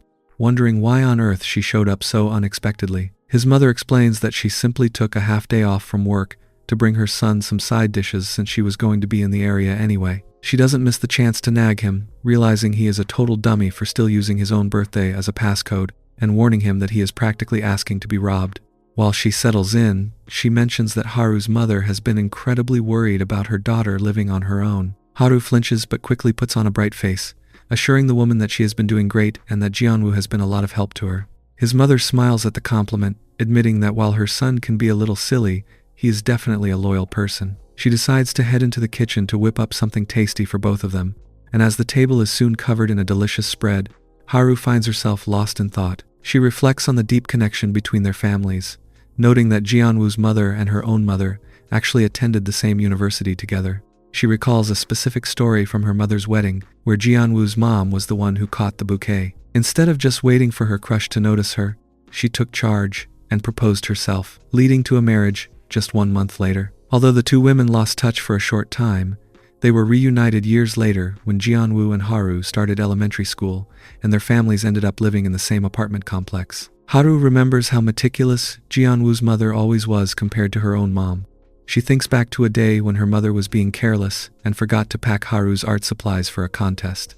While they were all riding in the car together, Jianwoo's mom scolded his friend's mother before telling Jianwoo to be a good boy and share his supplies. This little monkey Haru remembers how she flushed red as Jianwoo handed over his acrylics, realizing even back then that he was someone she could count on. Back in the present, Haru looks at the woman across the table and feels a massive wave of nerves, realizing that this woman might actually become her mother-in-law one day. The calm meal is suddenly interrupted when the mother's gaze drifts over to the laundry rack in the corner. Her eyes go wide as she spots a girl's sports clothes hanging out to dry, and she immediately asks her son if he finally has a girlfriend. Both Jianwoo and Haru enter a state of total, blushing panic as they flinch under her gaze, realizing that their secret has been hanging right out in the open the entire time. As Jianwoo's mother continues her visit, the tension at the dinner table reaches a breaking point when she asks about the girl's sports clothes hanging nearby. Jianwoo starts to stammer out the truth, but this little monkey Haru flinches and secretly presses his hand under the table to shut him up. She suddenly blurts out that he definitely has a girlfriend and claims she has even seen her before. Haru goes on to describe this mysterious girl as being incredibly pretty with a wonderful personality, insisting they are a perfect match for each other. His mother is clearly intrigued and mentions how curious she is to find out who this amazing girl could be, while Haru just giggles to herself, feeling quite pleased with her quick thinking. After they finish their meal, the mother gets ready to head out, reminding her bratty son to make sure he calls her more often. Jianwoo and Haru see her at the door, with Haru offering a very polite bow as the mother finally leaves. Once the door clicks shut, a confused Jianwoo asks why on earth she decided to lie when they could have just been honest about their relationship. This bossy girl pouts and looks away, admitting that she was worried his mother might be far too shocked by the news. She fears that since they only just started going out, saying something now might somehow ruin the good thing they have going. Haru admits she wants to wait until she is more prepared so she doesn't embarrass her partner, expressing her desire to be someone his mother would be truly proud to accept into the family. Jianwoo is touched but starts to mumble about how he is actually the one who is lacking, which immediately triggers a protest from Haru. She tells this dummy that he is the absolute best in her eyes and admits she wants to brag to the entire world about him being her partner. They share a very good moment, realizing just how much they mean to each other and wondering if they should finally tell the rest of their friends the truth. The scene shifts to the university campus as the new semester begins. As they walk through the halls, Haru suddenly makes an explosive declaration to everyone in earshot, announcing that they are officially a thing now. Their two classmates are left in total, wide-eyed shock, wondering if the two longtime friends haven't finally lost their minds. Haru isn't finished yet and warns any other girls who might like Jianwoo to just give up right now because he is all hers. To prove her point, she pulls this dummy into a sudden and very sussy cardio training move right in front of their stunned friends. With that, they become official campus partners before the semester even properly starts, leaving their friends to wonder where the hidden cameras are. Sometime later, the pair is sitting in a classroom after a particularly difficult lecture. Haru is hungry and tired, complaining that she should have spent more time studying over the break because she could barely understand a word the professor was saying. Jianwoo agrees and suggests they just head home to get some more work done in private. However, when he reaches for the door handle, he finds that the door won't budge at all. He enters a slight panic, realizing that they are actually locked inside the empty room. He assumes someone must have locked it from the outside by accident and quickly reaches for his phone to call the school office for help. Just as he is about to make the call, the pushy little monkey Haru reaches out and grabs his hand to stop him. She looks up at him with a deep blush and mentions that there is actually something she has always wanted to try. She realizes that being stuck in a locked empty classroom is actually the perfect opportunity for them. Jianwoo is caught completely off guard as she grabs him, asking if they can finally do cardio exercise training right there in the middle of the school. Just as things are getting a bit intense in the locked classroom, a security guard suddenly pops his head through the door. He is quite surprised to find two students still hanging around and asks them what on earth they are doing there at this hour.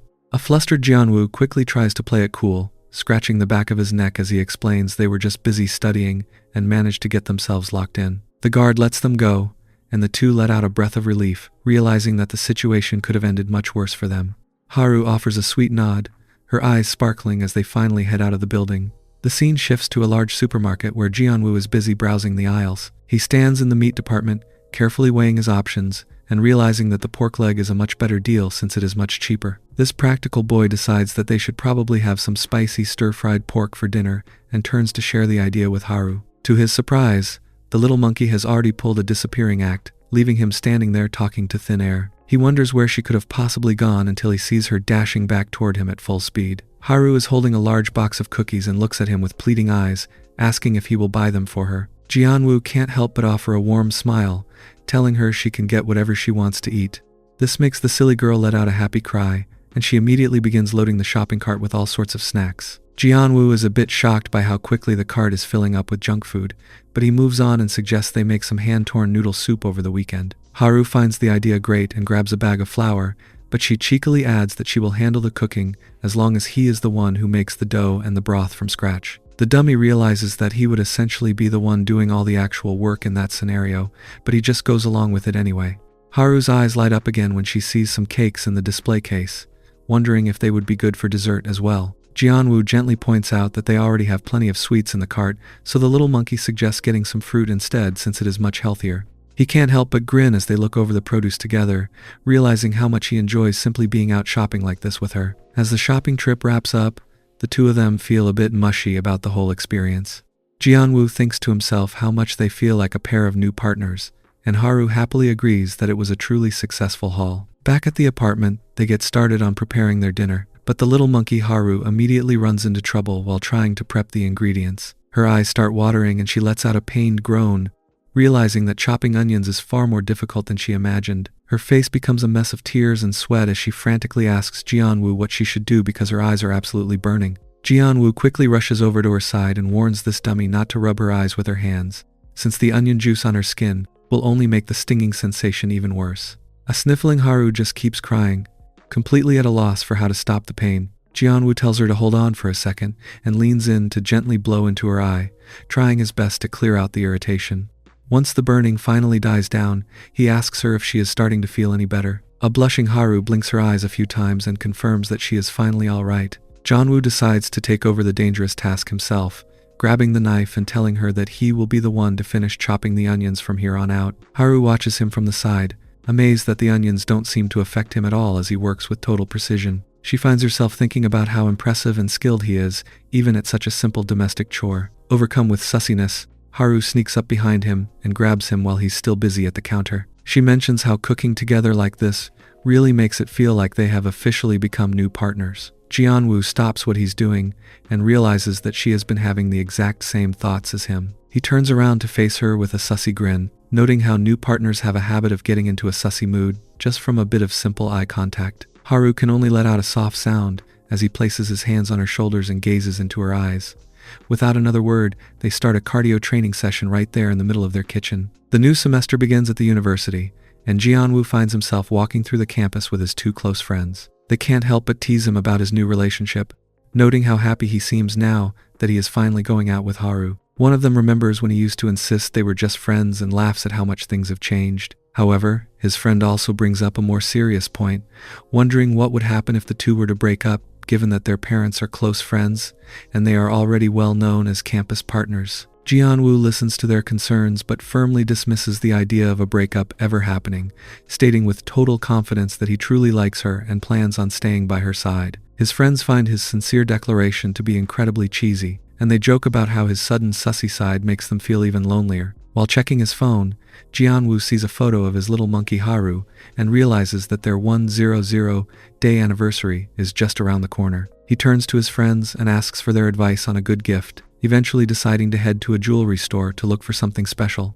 As he stands before the sparkling displays, he feels a wave of nervous energy. A salesperson approaches to see if he has a design in mind, and while he thinks they all look beautiful, he eventually settles on a pair of rings that feels like a safe but elegant choice. The situation becomes a bit awkward when the woman asks for his partner's ring size, as Jianwoo realizes he has no idea what it could be. He reflects on the fact that he hasn't worn a ring himself since his very first birthday and has no frame of reference. He tries to describe Haru's hands, mentioning how slender and pretty her fingers are and how perfectly they interlock with his own when they hold hands. The salesperson finds his detailed description amusing but suggests that he should find out her exact size before committing to the purchase. A blushing Jianwoo agrees to come back later and heads out to meet Haru for an outing. When the little monkey finally arrives and dashes toward him with a wave, Jianwoo is struck by how pretty she looks. He immediately reaches out and takes her hand, lifting it up and clenching it tightly as if he were trying to measure it with his own grip. A surprised Haru wonders why he is acting so sussy when they have only just met up,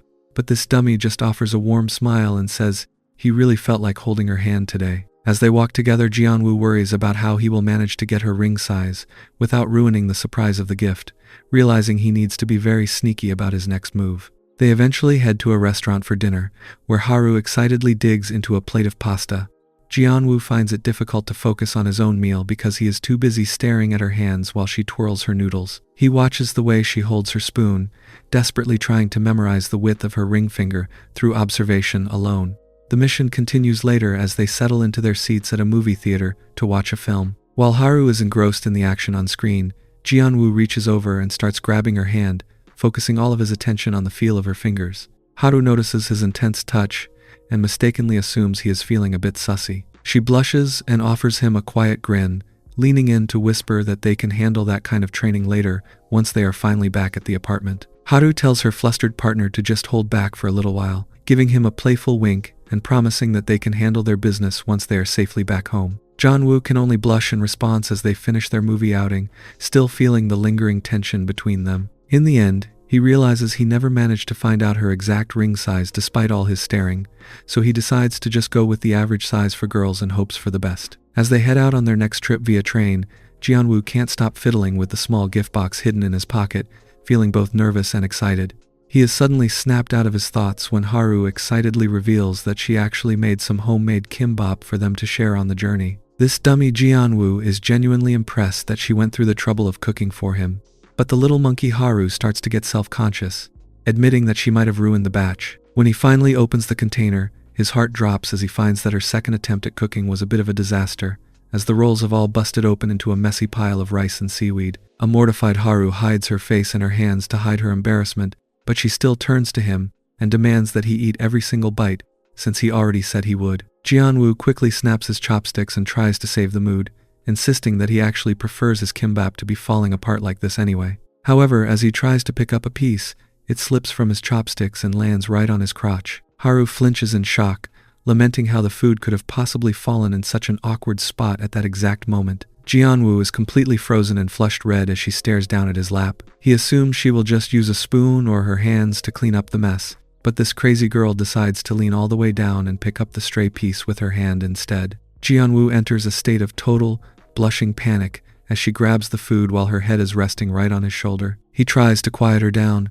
reminding her that she just picked up food from a very proper place with her hand and wondering what on earth she expects from him. Haru realizes she might have overdone it and quickly plops her jacket over him to cover up his growing problem. Jianwoo tries to take a deep breath, telling himself that things should settle down in a couple of minutes if he just stays still and focuses on something else. But the little monkey Haru has other plans, as she suddenly prepares to do cardio training. A trembling Jianwoo can only stare in horror as Haru puts a finger to her lips and tells him to just stay quiet, leaving the kimbap container sitting innocently on her lap as she continues her cardio training preparation. Later, the train continues its steady rhythm along the tracks as Jianwoo and Haru sit side by side. Haru decides that since the current situation is entirely her fault, she should be the one to take care of him. A flustered Jianwoo is left wondering if this little monkey is actually serious about doing something so sussy right here on a public train. He struggles with the internal debate of whether he should stop her or just let it happen, but he soon realizes that he simply does not have the willpower to make her stop. While Jianwoo is busy trembling and clenching his fists in an effort to maintain his composure, Haru just casually looks out the window at the passing scenery. She mentions how lovely the weather is today, acting as if she were perfectly innocent while she continues to train him in his own version of cardio exercise. This dummy Jianwoo eventually decides that it simply isn't fair for him to be the only one feeling compromised. He works up his own bit of courage and reaches out to return the favor, catching Haru completely off guard. The little monkey flinches in surprise as she realizes he is actually fighting back, leading to a very intense and silent struggle between the two of them as they both tremble in their seats. By the time the train finally pulls into Jeonju Station, Jianwoo looks completely drained and limp. He has to tie his jacket around his waist, which only prompts a mocking laugh from his girlfriend. Haru teases him for having such an explosive reaction, and notes that if anyone sees him walking around like that, they might mistake his condition for having destroyed his pants. Jianwoo isn't about to take the insult lying down and reminds her that they are in the exact same boat, telling her she better not act like her own clothes aren't good too. Haru blushes and admits that he has a point, realizing they really shouldn't be walking around in public in such a proper state. She grabs his arm and leads him along, suggesting that they should find a place to buy their clothes before they start their tour. They eventually make their way to a hanbok rental shop to get dressed up for their sightseeing adventure. After a few minutes, the door to the dressing room clicks open, and Haru finally steps out into the light. She's wearing a beautiful blue and white traditional jacket and twirls around with a bright smile to show off the outfit. As she swishes her cloth and asks how she looks, a speechless Jianwoo can only stare in a daze. He realizes that despite how much of a headache this little monkey can be, she truly does look incredible today. Jianwoo tells his childhood friend that the traditional outfit really suits her, leaving the little monkey Haru feeling quite proud of herself. She mentions how she has always wanted to wear matching hanboks on an outing, and realizes that since this is a special trip for their 100-day anniversary, they should try to have as much fun as they possibly can. They make for very proper-looking partners as they stroll through the traditional village, with Haru flashing a bright smile and Jianwoo looking quite content by her side. Their sightseeing adventure is filled with simple, happy moments, like when they spot a black and white cat lounging on a stone wall. Haru immediately pulls out her phone to snap a few pictures of the sleeping animal, while Jianwoo watches her with a warm grin. They stop for some street food along the way, but this messy girl manages to get crumbs all over her face while eating. Jianwoo reaches out to gently wipe them away for her, prompting Haru to close her eyes and enjoy the attention. To document their special day, they set up a selfie stick and take a series of photos together, capturing a memory that looks perfectly sweet in the final frame. Eventually, they head to a traditional cafe to get some shaved ice, but the hungry Jianwoo realizes he has to wait before he can actually take a bite. Haru insists on finishing her photo shoot first, making sure she gets the perfect angle of the dessert while Jianwoo sits there with his spoon ready. He thinks to himself how glad he is to see her enjoying herself so much, even if it means he has to be patient for a few more minutes. By the time the sun begins to set over the village, Haru starts to complain that her legs are aching from all the walking they have done throughout the day. Jianwoo checks his phone and notes that there is only about an hour left before they have to return their rental outfits. He suggests that they should probably head back to the shop now since the timing is getting a bit iffy, but the little monkey has other ideas. She grabs his sleeve and calls him a total dummy, wondering why on earth he thinks she insisted they visit this particular place first. She looks at him with a sussy expression, eventually asking if he would like to wear her hanbok before they have to give it back. Jianwoo enters a massive blushing panic, realizing that his partner is actually trying to punish him while they are still dressed in traditional jacket. He knows the situation is incredibly dangerous, yet he finds himself unable to look away from her intense gaze. Then they started a cardio training session right there. Jianwoo and Haru are relaxing together in a room when the peaceful atmosphere is suddenly interrupted by the persistent vibration of Haru's phone. She looks down at the screen and sees the caller is labeled as her mother's mistake, and a surprised Jianwoo immediately realizes that this jerk must be her older brother, Hajin. Haru is already fuming and wonders why he would bother calling her all of a sudden, but she eventually lifts the phone to her ear with a look of pure annoyance. Jianwoo has a very bad feeling about the situation as he watches her expression sour even further. On the other end of the line, Hajin greets her in a way she finds incredibly creepy and asks how she can possibly talk to her older brother with such a rude tone. He ignores her frustration and drops the bombshell that he is officially back in Korea and has heard that she is currently living in Seoul. This red-haired boy mentions that he wants to stay with her for a little while and demands to know exactly which building and floor she is on. He strolls through the city, rattling his suitcase behind him, looking entirely too pleased with himself as he prepares to invade his sister's life. As Jianwoo watches the drama unfold, he reflects on how Haru and Hajin were always more like mortal enemies than actual siblings. He recalls a memory from their childhood when a young Haru was wearing pigtails and worrying about only having 50 cents for rice cakes. A disgusting Hajin had dashed over and plopped a giant beetle right onto her shoulder, knowing full well that this little monkey absolutely hated bugs. While Haru flailed her arms in a total screaming panic, a young Jianwoo had stepped in to try and get the insect off for her. Hajin had simply stood there laughing his head off, pointing at her and telling her how ugly she looked whenever she started crying. The scene shifts to a more recent memory of their daily life together, where Jianwoo is sitting on the edge of the sofa and clenching his fists in total suspense while watching a soccer match. He is desperately praying for just one goal as he watches the star player Sun Hongmin cross through the defense to take a shot. Just as the excitement reaches its peak and the player is about to score, a sneaky Haru clicks the remote and turns off the television. Jianwoo flinches in total shock and wonders if she has officially lost her mind for ending the game right at the most important moment. A grinning Haru just springs away in her tank top and shorts, chuckling to herself and claiming that her fingers simply happened to slip.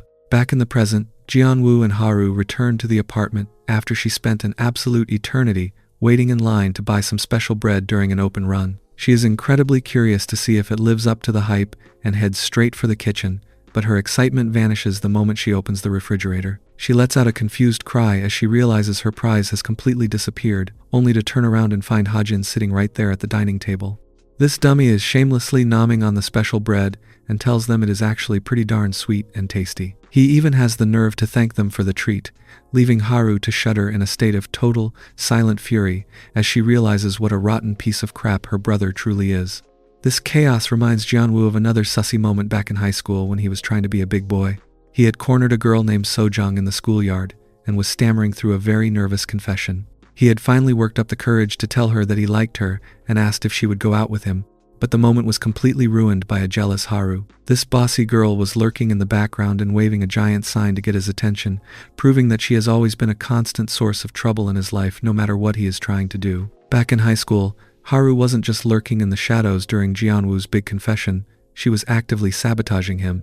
She held up a sketchbook sign for everyone to see, warning the girl to run away because Jianwoo was a total player. The poor girl, Sojung, was so flustered that she decided to just pretend she never heard the confession at all and quickly hurried away. Jianwoo was left reaching out in a total state of shock, realizing his moment had been completely destroyed.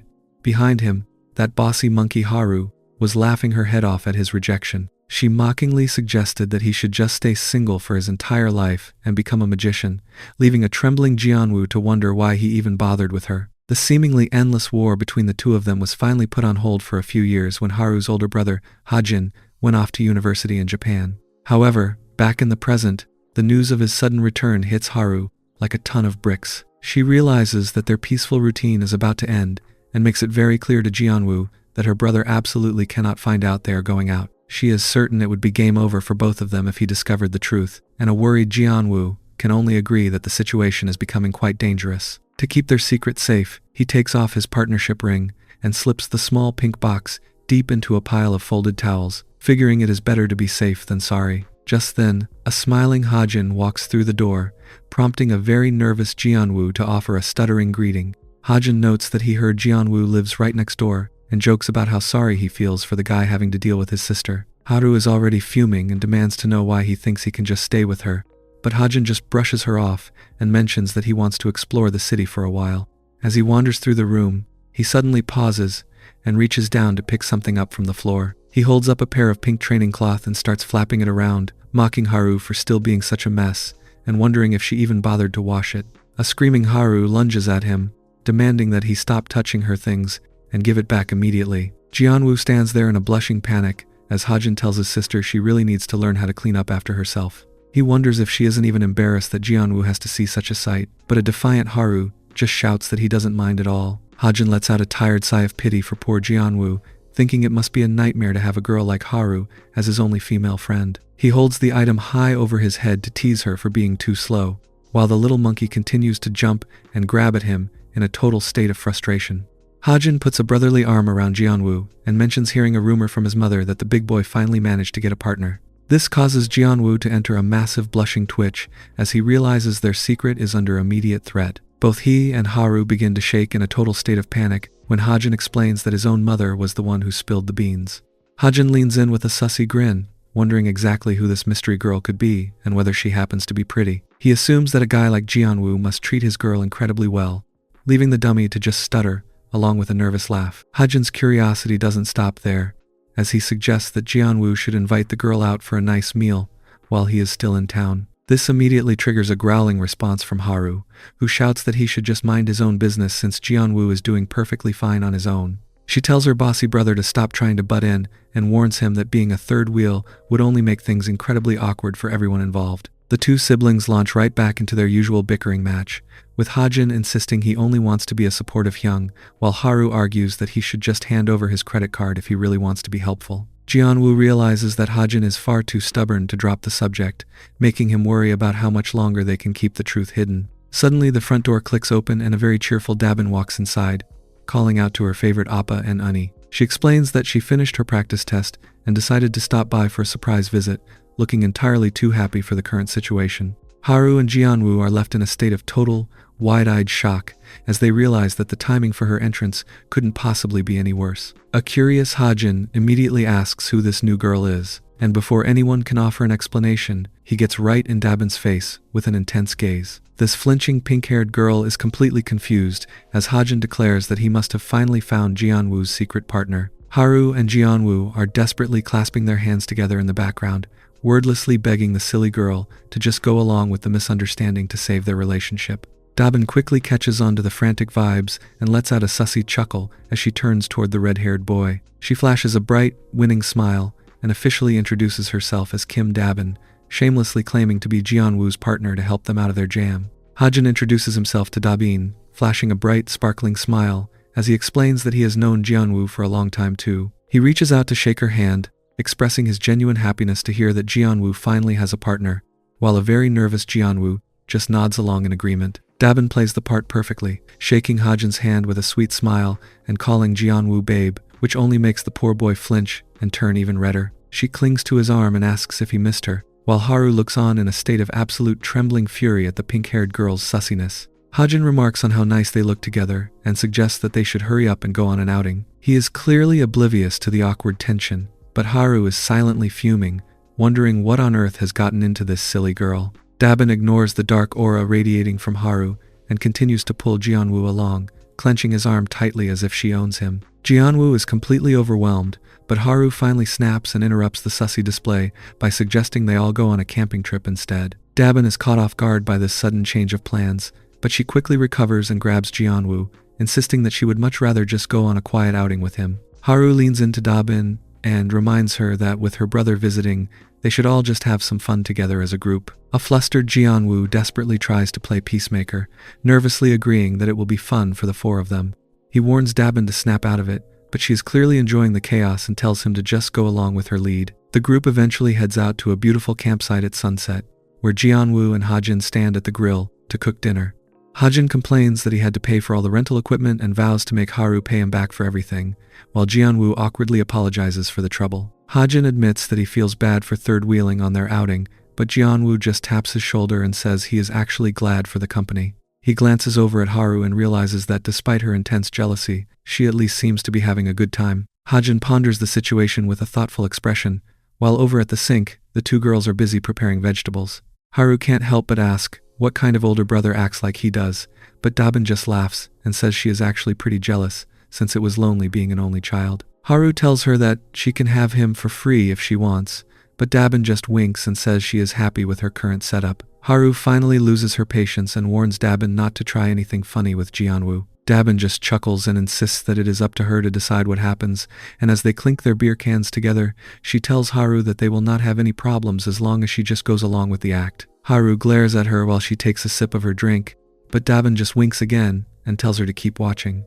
She playfully feeds Jianwoo a lettuce wrap, and when he nervously mentions that people are watching them, she shrugs it off and says it is not like they don't already know they are going out. Haru is left there literally crumpling her napkin in frustration, thinking to herself that she is absolutely going to kill that pink-haired girl for being so difficult. Dabin watches Jianwoo eat with a smug little smile and notes how he really is a good eater, which only makes the poor boy more uncomfortable as he continues to chew his food. They look like real partners to anyone watching, which is exactly why the jealous monkey Haru is standing there with literal flames of fury in her eyes, wondering if Dabin truly wants to test her patience right now. Jianwoo realizes that he is probably going to end up with a serious case of indigestion if this keeps up, especially when Hajin points out that he should really make a lettuce wrap for Dabin as well. The big boy is completely caught off guard by the suggestion, but Dabin is already celebrating with a happy flinch and a bright smile. Hajin continues to nag him about how he needs to feed her back like a proper partner, prompting a terrifying internal monologue from Haru as she briefly considers whether she should just take out her brother first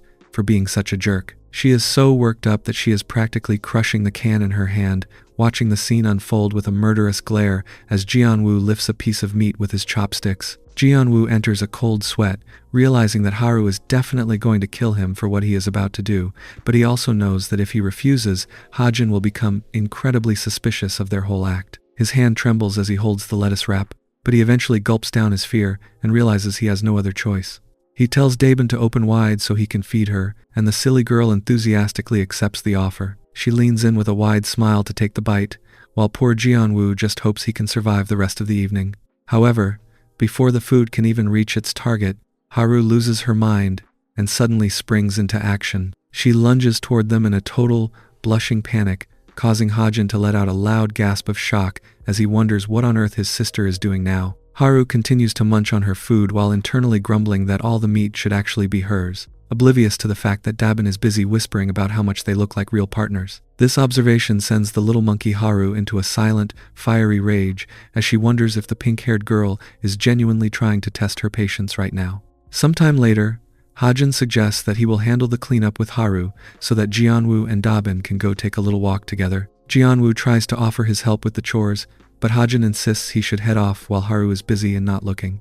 As they stroll through the quiet night air, Jianwoo offers a sincere apology for how much Dabin had to deal with today. The silly girl just smiles and reassures him that she had a great time, admitting that even though it was brief, she was happy to act as his partner. She eventually stops walking and asks the big boy if he thinks she will ever have a real chance with him, finally confessing with a soft look that she still has a massive crush on him. As they stroll through the quiet night air, Dabin looks at her favorite appa and admits that she still has a very big crush on him. Jianwoo enters a slightly awkward state and offers a sincere apology, explaining that he only has eyes for Haru now.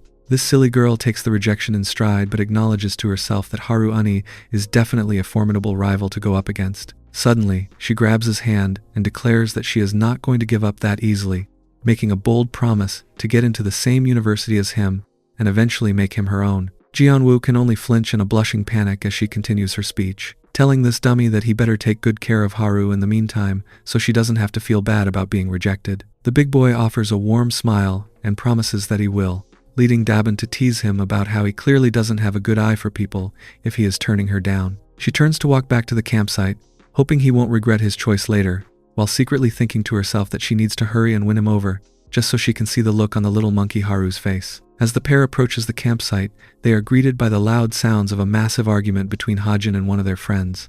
Hajin is busy shouting about how much she is blocking Jianwoo and demands to know why she won't just let the happy partners have their own tent for the night. The girl snaps back that she certainly doesn't want to sleep in the same tent as him, leaving Jianwoo and Haru to watch the intense exchange in total shock.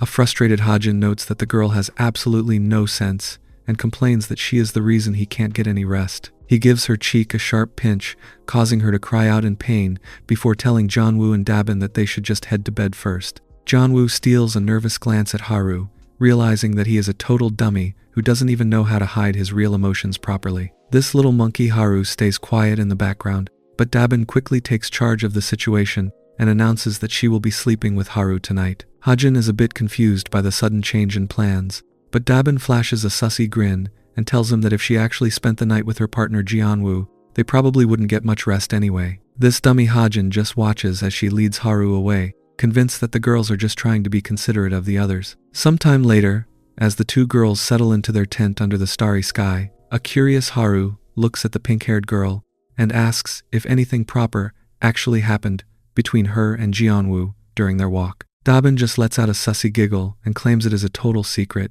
leaving the little monkey Haru to let out a tired sigh and wonder exactly when that scum Hajin is finally going to leave them alone. Dabin smiles and tells Haru she can feel how much the two siblings like each other despite all their constant bickering. This silly girl admits she wishes she had a family member like that herself, but Haru quickly turns to her and asks if she really thinks she's all alone in the world. She tells Dabin to stop acting as if she doesn't have them, mentioning that she is about to get genuinely upset if her friend keeps talking that way. Haru clenches Dabin's hand and pulls her, reminding her that both she and Jianwoo are officially her family now. A sniffling Dabin is touched by the gesture and asks if she really means it, to which Haru offers a sincere confirmation. However, the emotional moment is short-lived as Dabin flashes a sneaky grin while still in the hug, noting to herself that she actually can't be family with Jianwoo because family members aren't supposed to do cardio training like they do. The little monkey Haru immediately realizes she's being teased and lunges at her, pinning her down while a laughing Dabin shouts for her to just give up because Jianwoo belongs to her. Haru starts a merciless tickle attack that leaves the pink-haired girl laughing uncontrollably and begging for her to stop. Just as it seems like Haru is about to show some mercy, she claims she was just kidding and keeps the attack going. Dabin eventually manages a counterattack of her own as the sounds of their chaotic scuffle fill the quiet night air. Back in the other tent, a tired Hajin offers an apology to Jianwoo, admitting he had no idea his sister could be so nasty about every little thing. Jianwoo just offers a nervous laugh while Hajin continues his rant, concluding that her behavior is exactly why she will never be able to get a partner of her own. This dummy Hajin even vows that if Haru ever does find a man, he will be the first person to tell the poor guy to run for his life, while he still has the chance. A trembling Jianwoo lies there pouting as he realizes they are both dead men if Hajin ever finds out the truth. He wonders how they can possibly fool him forever, and worries about how they will ever get through the rest of the trip. Suddenly, his phone begins to vibrate in the dark, causing him to spring up from his pillow, while Hajin continues to snore loudly beside him. Jianwoo lets out a heavy gulp and quietly slips out of the tent into the cool night air. He sees Haru waiting for him and calls out her name, and the little monkey immediately runs into him. She admits that she missed him so much, and Jianwoo can only agree. Haru asks if her brother is finally asleep, and Jianwoo confirms that he is, noting that Dabin must be out of it too. As they stand together in the quiet darkness, Haru realizes that it is finally just the two of them alone to start another cardio training session. Later, under the glow of a bright moon, Jianwoo waves a quiet goodbye to Haru as she heads back to her tent for the night. This big boy eventually slips back into his own tent and settles under the covers, wearing a deep blush as he reflects on what he considers to be the best training night of his entire life. Just as he is getting comfortable, he is caught completely off guard when Hajin suddenly sits up and asks exactly where he has been all this time. Jianwoo lets out a startled cry, wondering if his older friend has actually been awake this whole time. Hajin admits that he managed to sleep for a little bit but eventually woke up, and he tells the dummy to finally be honest with him. Jianwoo feels a sudden wave of chills as he stares at Hajin's intense expression, realizing that the man has definitely noticed something is off. Hajin looks him right in the eye and asks if Dabin is actually his partner at all. This realization hits Jianwoo like a ton of bricks, causing him to break into a nervous sweat as he wonders what on earth he is supposed to say now. He realizes that if he keeps lying about the situation, things are likely just going to get worse for everyone involved. After a heavy gulp, Jianwoo decides that the only way forward is to be completely honest. He suddenly springs from his bed and delivers a massive, formal bow, offering a sincere apology to his Hyung. Without holding back any longer, he confesses that he is actually the one going out with Haru. He explains that they both thought he would be incredibly shocked by the news, which is exactly why they decided to pretend they weren't a thing in the first place. Jianwoo continues his heartfelt apology, acknowledging that he has plenty of faults, but he promises he will do his absolute best to like and train Haru cardio exercises for as long as they are together. A silent Hajin leans in with a dark aura, asking the big boy if he truly means those words. Jianwoo confirms that he does, and he is immediately pulled into a sudden and very intense hug. Instead of being angry, Hajin calls him a poor thing and admits he always knew Jianwoo would end up becoming a bomb diffuser one day. This dummy Hajin actually has tears in his eyes as he begs Jianwoo to take care of his sister for the rest of his life, warning him that he absolutely cannot go and quit in the middle of such a difficult task. Jianwoo promises that he won't, while Hajin admits he was always deeply worried about who would ever have to deal with Haru's crazy personality in the future. He expresses how glad he is that the person turned out to be Jianwoo and offers his sincere thanks along with another apology. Jianwoo is left feeling a bit dazed, realizing that this is a completely different reaction than he ever expected from the red-haired brother. Hajin finally plops back down onto his pillow with a loud thud, announcing that he can finally rest peacefully now. As he drifts off, he wonders to himself if he is simply dreaming that someone is actually willing to care for Haru, while Jianwoo concludes that it is at least a good thing his friend seems happy for them. Dabin is still quite a handful, clinging to Jianwoo and whining about how she does not want to go. Haru has clearly reached her limit and tells the pink-haired girl to just leave already, eventually dragging her off, while Jianwoo offers a nervous laugh. The following day, Dabin finally returns to her academy, leaving the partners with a bit of peace. 1 week later, it is time for Hajin to head back to Japan. As he stands with his suitcase and tells them to take care of themselves, Jianwoo offers a respectful bow and wishes him a safe journey.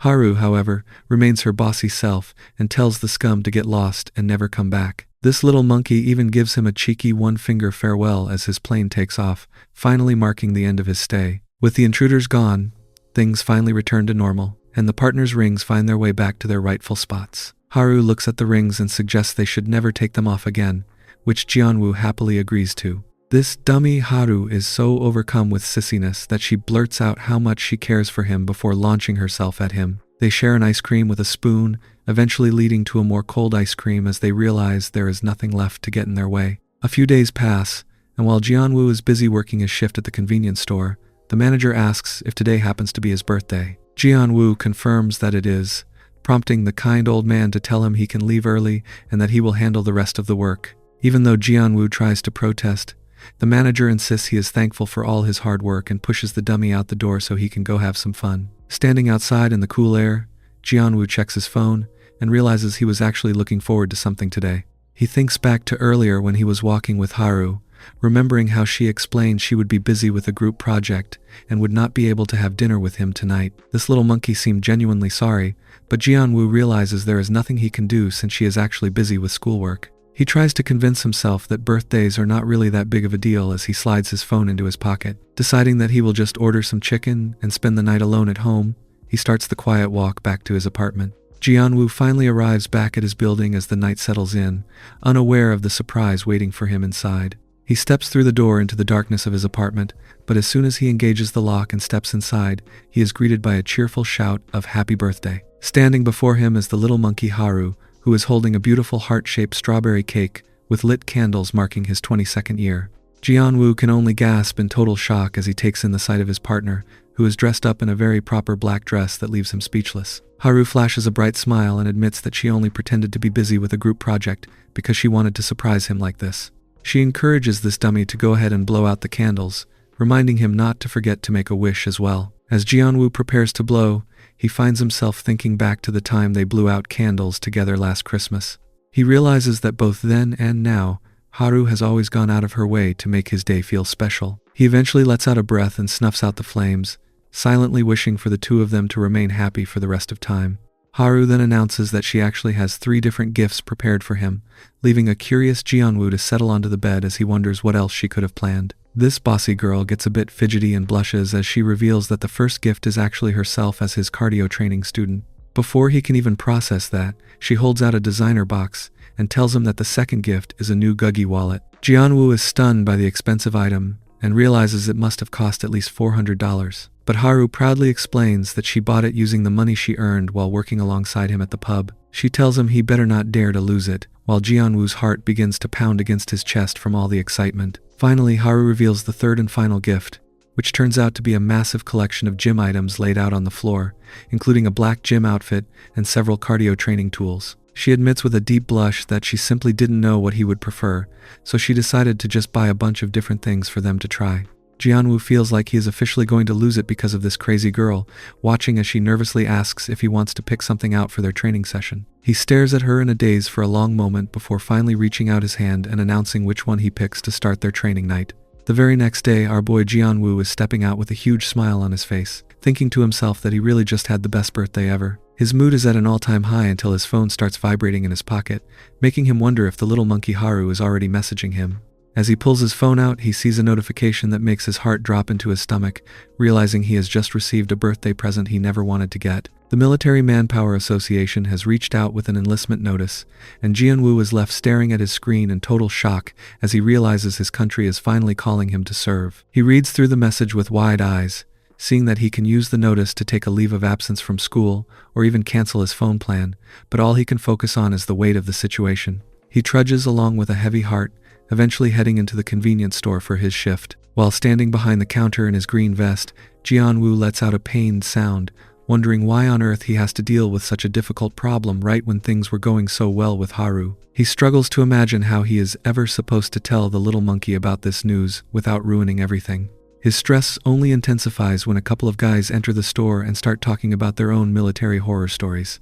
One guy tells his friend about how he broke up with his girl because she cheated on him during his service, mentioning how some other guy picked up her phone when he called. Jianwoo can only gasp in a cold sweat, feeling like the universe is mocking him as a group of girls enters next, complaining about a guy who cheated after his service was done. He realizes that everyone is talking about the military today and wonders if he is officially cursed as he lets out another long sigh.